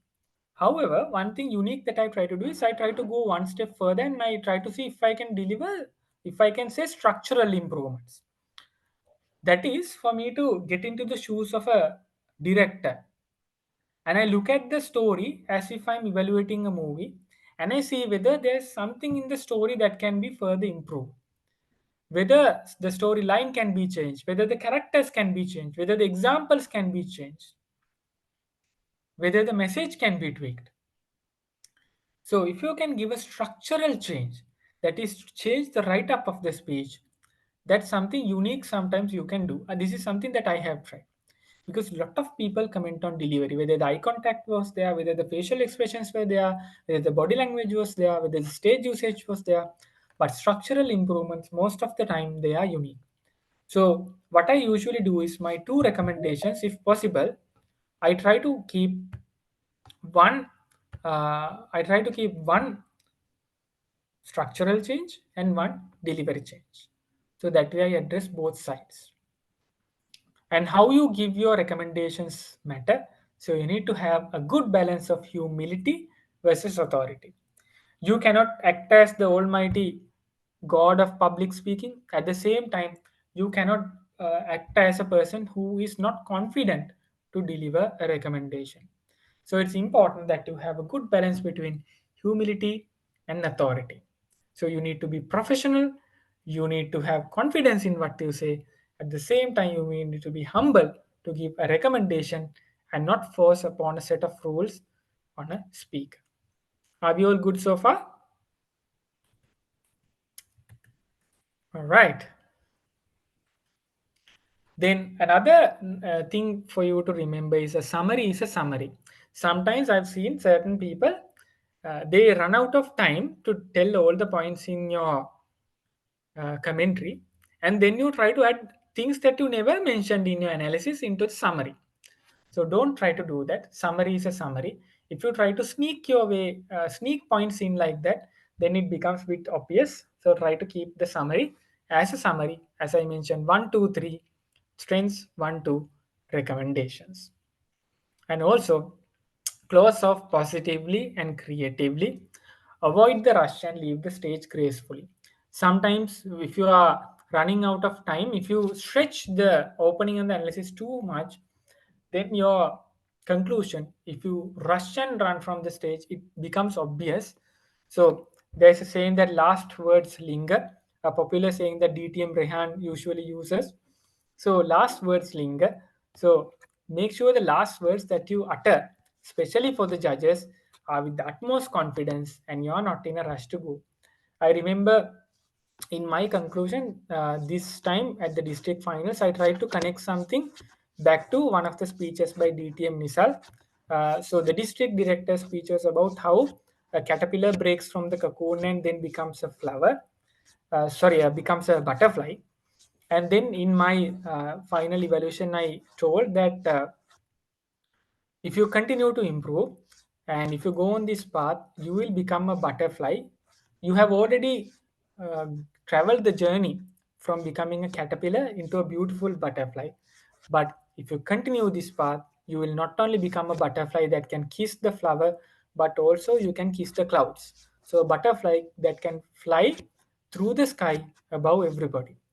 So, I connected to the theme of the ovation itself and the speech that was delivered by DTM Nisal that would have been in the minds of everybody. So, you close off positively and creatively, and that will add value to the marks and your impression you're trying to make. And few things to avoid. Don't try to talk about too many strengths. Sometimes, if you tell too many strengths, it looks like a whitewashing. And don't miss the summary. Please don't miss the summary. If you miss the summary, you are being marked out of 85, not out of 100. So missing the summary, you should avoid. Don't go overboard with humor. Don't try to be a humorist and try to ridicule the test speaker and create humor for yourself, because this is not the humor speech contest. So your delivery has to be professional. Yes, you can add humor to keep things subtle and calm, but try not to make fun of the test speaker and put the test speaker down. That's important. And try to manage your speed. Don't try to go like a bullet train, and don't try to repeat the speech. Sometimes I've seen certain people try to repeat the entire speech, so their evaluation is like a summary of their speech. So try to avoid that. And then another thing is, over the years, I've also tried this, trying to go without the piece of paper. However, what if you're on an important stage and if you forget what you were trying to say, there's no going back. You can't go back to the charge enter times and ask for the paper. So my advice to you is, if you don't want to use the paper, don't look at the paper, but keep it in your hand. If you lose it and if you can't remember, then obviously you will start to stutter and you won't be able to deliver the evaluation. So try to avoid that. That's very important. So now let's try it practically. I thought it's important. It's good if we can try something and I can give a demo evaluation. So one thing that we can try is, I have a test speaker here with me today. So I will ask her to deliver an evaluation, sorry, a speech. And I want all of you to write your evaluation. So what we will do is, we will first listen to the test speech, right? And then we will deliver then we will take 5 minutes to prepare our evaluations.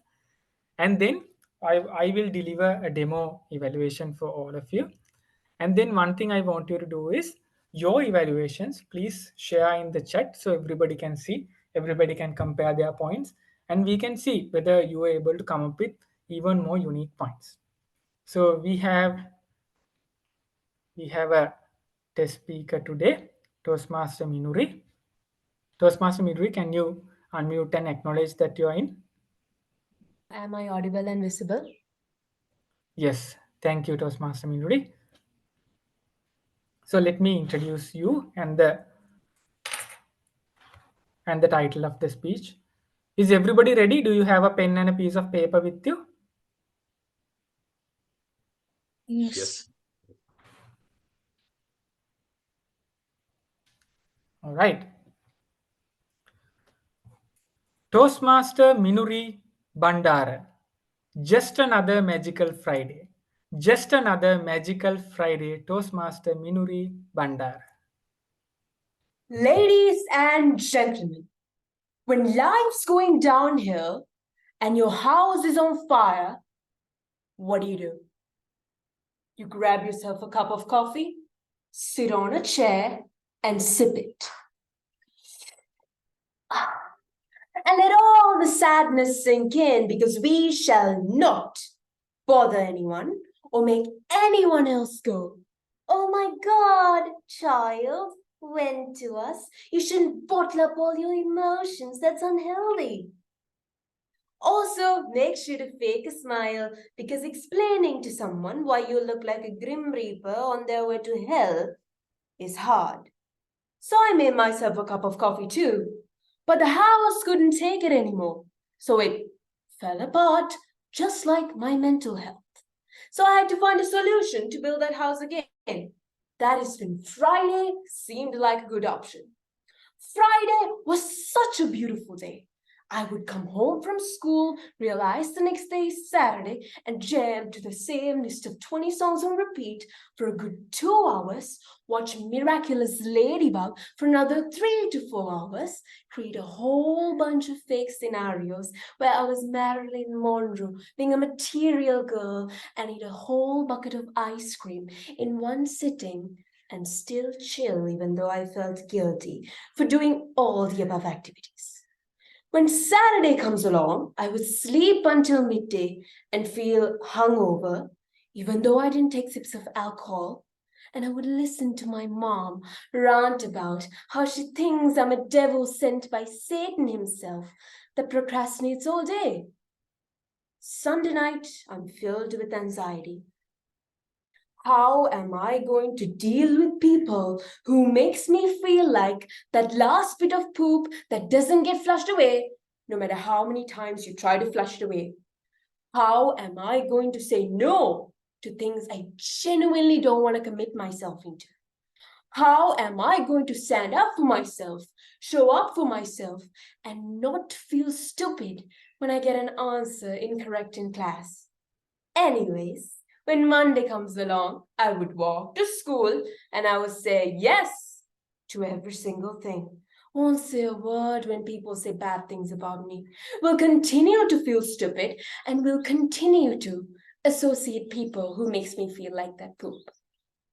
Tuesdays and Wednesdays are evil twins. Something about Thursday makes me pee my pants. Is it the weather? Or the fact that I have to spend 80 minutes with my English teacher who raises her eyebrow and goes, "Are you sure, my child?" Like 10,000 times, even though my answer to her question was very correct. That is when Friday decided to turn me down too. Why did my favorite teacher tell me the essay I spent writing till midnight wasn't good enough? Why did the bully who bullies literally everyone in class, who never shows up on Fridays, decided to show up? Why did my mother forget to bring the ice cream? Why did the Wi-Fi run out of data? So I went in my room and I sulked. Something about sulking makes me always feel better. That is when my grandma decided to sneak a peek in and speak up to me.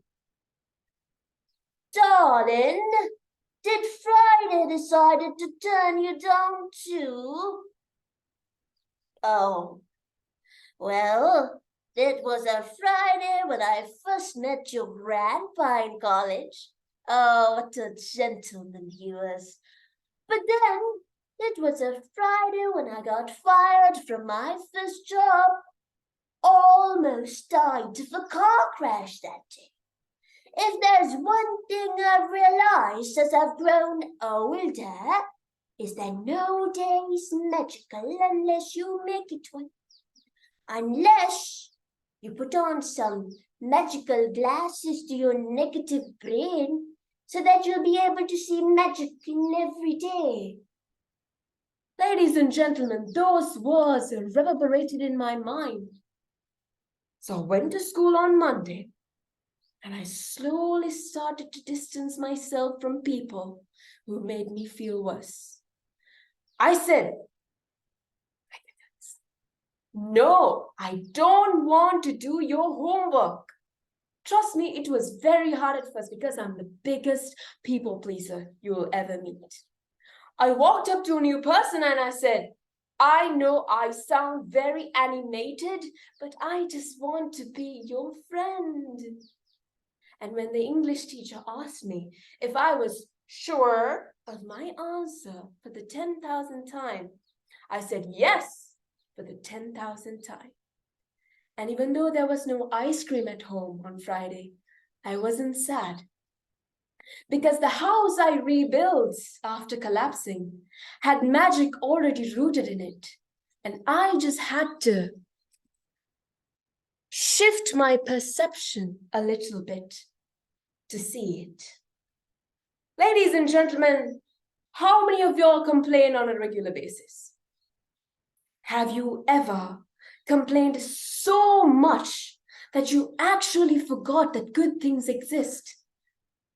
Think about the magic, the beauty you missed because you simply refused to look out for it. So look out for it so that maybe every single day will feel like a Friday. Everyone, let's put on our magical glasses to our negative brains, shall we? So ladies and gentlemen, will you look out for magic? Over to you.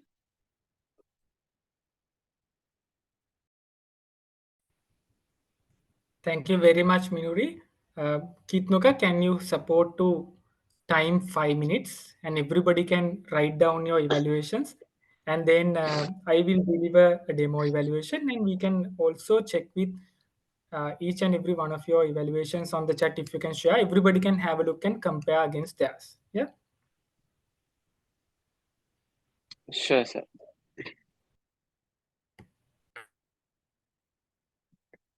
Shall we start, sir? Yes, yes. Please time 5 minutes. Okay.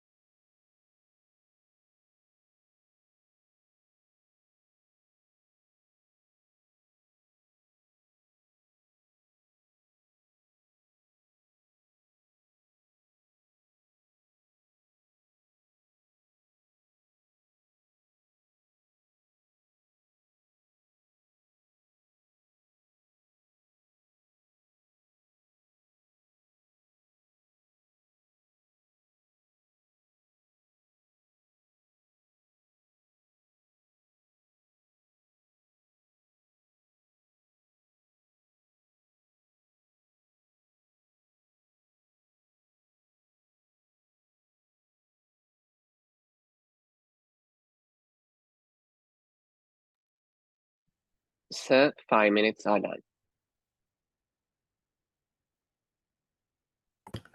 Okay, thank you very much, Kitnoka. So everybody can, I think, finish up their writing. Minuri, can you also come on screen?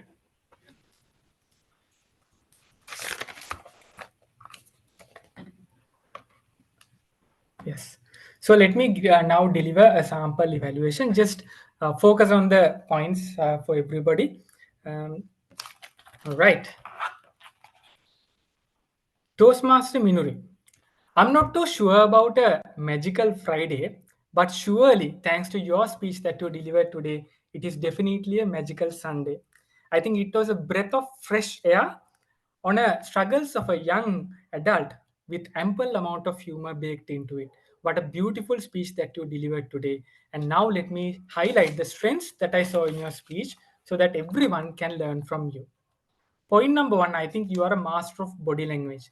The way you sip your cup of tea and how you say that how you show your grandmother with specs, the hunched back, the body language that you showed made sure that we could visualize whatever the story that you were telling. So it is very wonderful because it's only 30% of the communication that happens through voice, but 70% actually happens through visual cues, and you used it to the maximum ability. Secondly, you are very gifted with the usage of vocal variety. So your grandmother had a different voice, your mother had a different voice, and even your sarcasm to your humor and to your teacher, I think you used different voices. So it was very easy for us to understand which character at which point of the speech was narrating. Wonderfully done. Third one is the facial expressions that you used. Grim Reaper from Hell had that hellish facial expression. And then when you say feel hungover, I know you have never got hungover, but you were able to portray that through your facial expressions. Wonderfully done. Now, Toastmaster Minuri, how do we make your Sunday a good and a wonderful Sunday? Let's try and give you 2 points for improvement.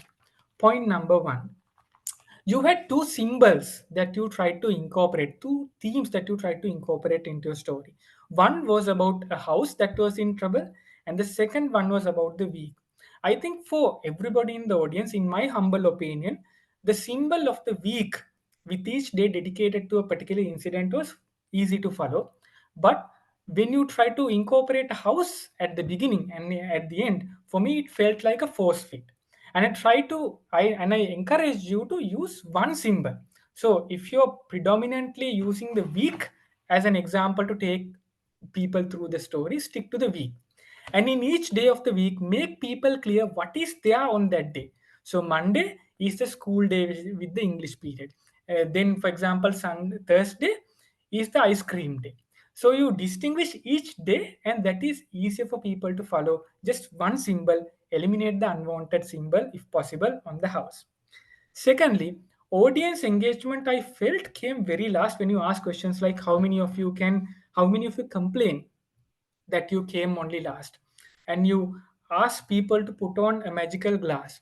However, Toastmaster Minuri, I realized that your speech went in a particular pace, a bit of a fast pace because it is online, understood. However, you can incorporate pauses, intervals for people to digest by asking questions from the audience. For example, you can ask the audience, do you also have something that you love that you cannot miss eating that? Do you always have someone who complains to you? Ask questions where then the audience takes a small pause along with you, recollects what you are trying to say, and connects back with you again. So, in summation, Toastmaster Minuri, great usage of body language, great usage of vocal variety, great usage of facial expressions. As points for improvement, can we stick to one symbol, and then can we incorporate audience engagement to create those necessary intervals so that the pace is under control? I believe this speech was about courage and how you see things positively. I'm sure you have built yourself into that amazing speaker because you saw things positively and used each moment to improve. And I hope in return for the valuable contribution you did today, you will collect something that will help to make every Sunday and each day that you deliver a speech a wonderful and a dreamland where you achieve your ultimate potential. And I'm pretty sure you will go on to be a wonderful champion speaker. All the best to you. Thank you. So that was my demo evaluation. So I hope everybody got a gist of how you can do an evaluation. And I hope all of you will share your comments. And can I see from where, or can I listen to everybody else? How do you feel about this speech? Is there any other different perspective, any other comments that you can add? I think Minuru would be more than happy to take in your comments. So in an evaluation, you have limited time. So that's the limited amount of information that I decided to share, but many information you can share. So I can see many things coming in the chat. Wonderful comments. Take the time to unmute. We have only a little bit of time. You can just share your thoughts. Toastmaster, I mean, I found one strength and one weakness that I didn't find. So first of all, I saw that she had a message telling about positivity, which is an amazing thing because all of us need positivity in order to become a better self of us. And also another point that I would like to add to what you said is like, I thought that her speech was, her voice was a bit commanding. It's like a debating vibe, but I think overall you did amazing.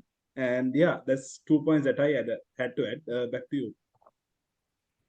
Very good. Thank you so much. And some wonderful evaluations coming our way. I think Toastmaster Minuri and also everybody else will definitely get a lot of value from this.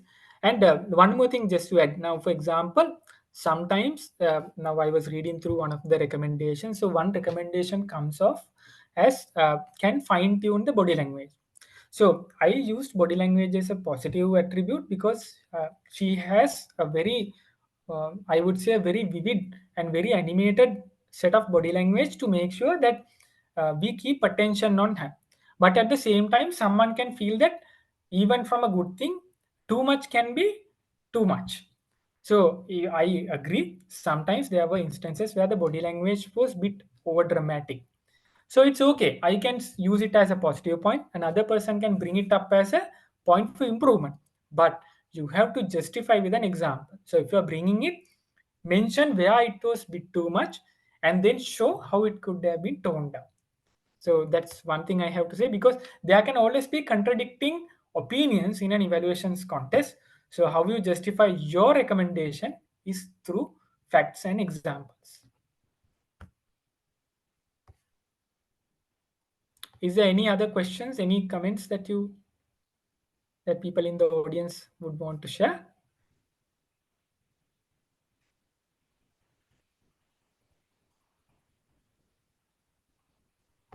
Or is everybody adequately hungry and looking forward to conclude and have a nice Sunday meal? I know it's rainy, it's cold, so you're extra hungry.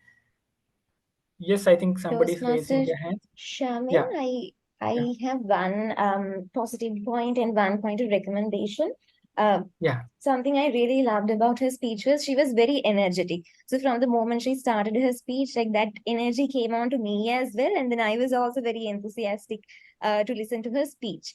So the point of recommendation is when she started to talk about the house and how the house fell apart. And she mentioned that the house fell apart just like her mental health. So maybe I thought she was talking about mental health, but in the end, she gave the message where we have to make every moment magical. So I felt like if she can connect the examples more to the message, I felt like that would have made her speech more magical.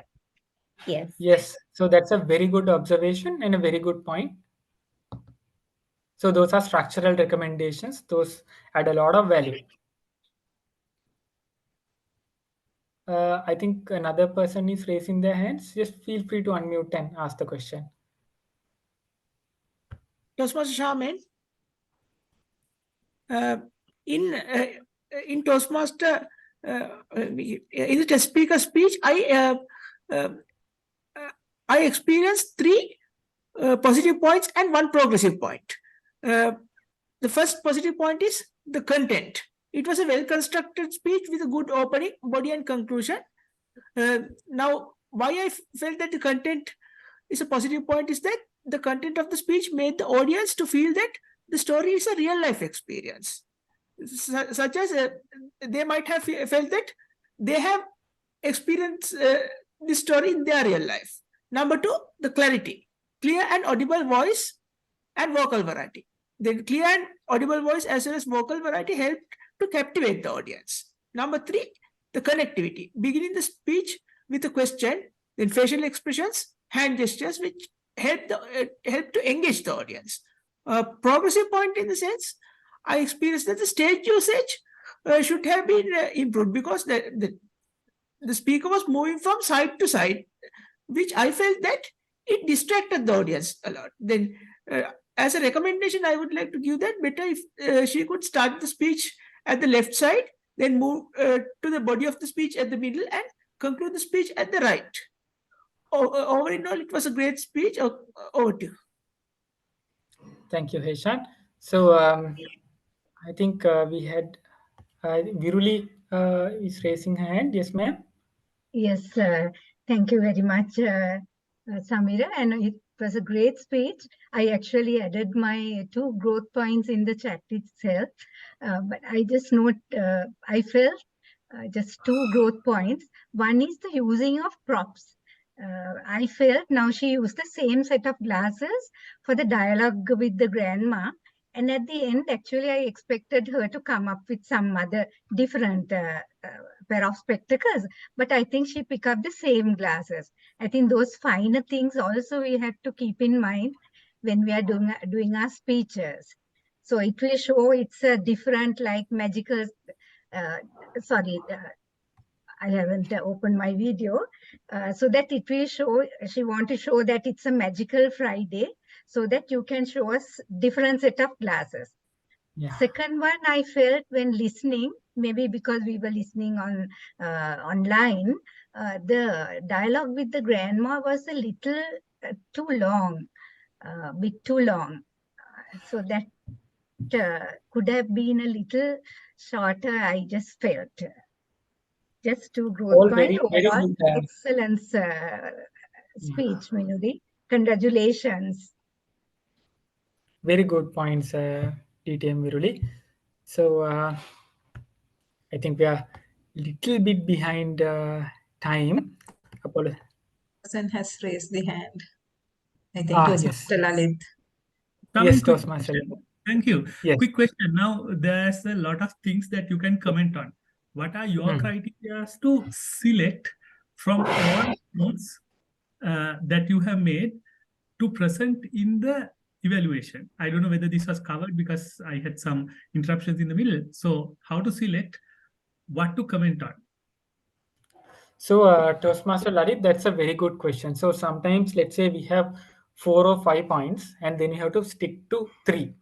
So what I do is I try to pick what are the things that people are less likely to repeat, right?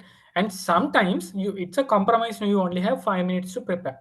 So sometimes I try to, in strengths, I try not to put too much of focus. So for strengths, it's okay if I say certain things that might get repeated. But for recommendations, I most certainly always try to pick things that are unique. So for strengths, if you have 5, just pick 3 that are easy to prove and you have evidence. Now, for example, you would see in my evaluation, I give justifications, I give evidence. So I say the point, I give an example to show that this was there in the speech. And thirdly, I say why it added value. So I just make sure the points I pick, I have all 3 elements. And then for recommendations, I try to go with the most unique ones. So now DTM really commented on the prop. So that's another nice thing. That might be a unique thing that people will not comment on. So likewise, try and see. So if you can come up with something unique, that's better. However, another very important thing is whether you can justify. So even in a recommendation, have those elements where you say what is the recommendation, why it can add value, and how you propose to change it. Right? So if you can have all 3, pick the points with all 3, and then you will have the maximum. You will add the maximum value.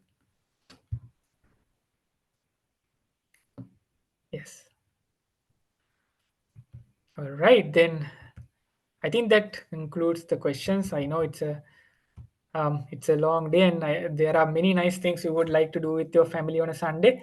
So thank you so much for spending the time with me, and I hope you will try to reflect on all the learnings that you got today. And definitely, I'm looking forward to a wonderful round of contests this season.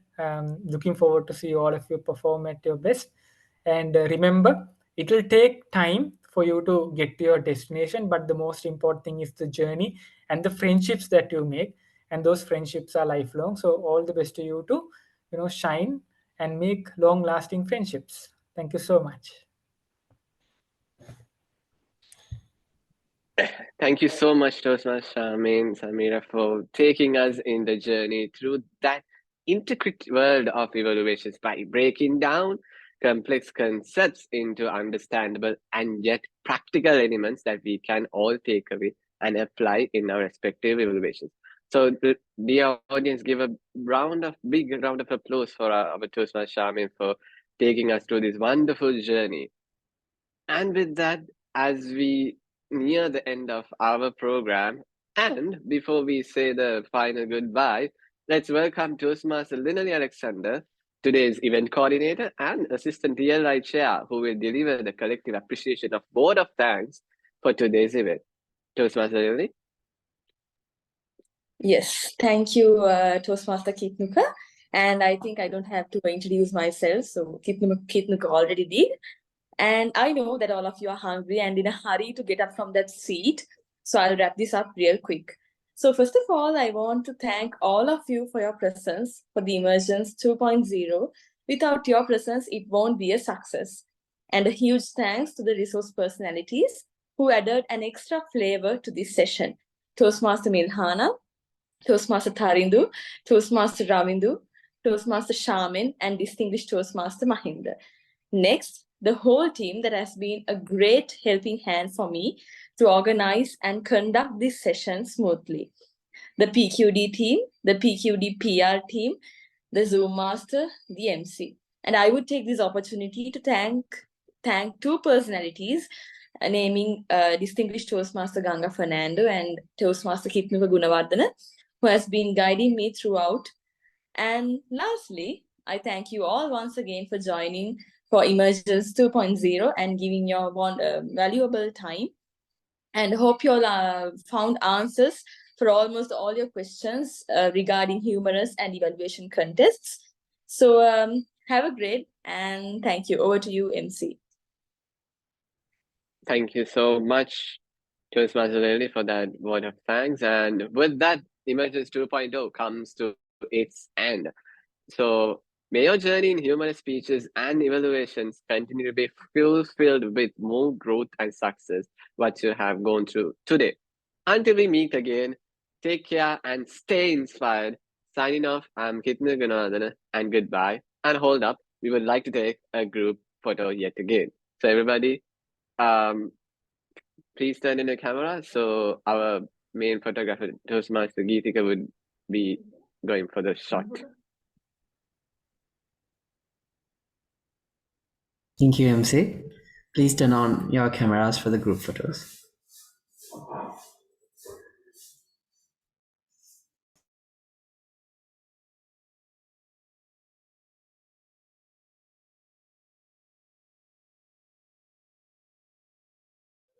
Okay, keep smiling for the photos.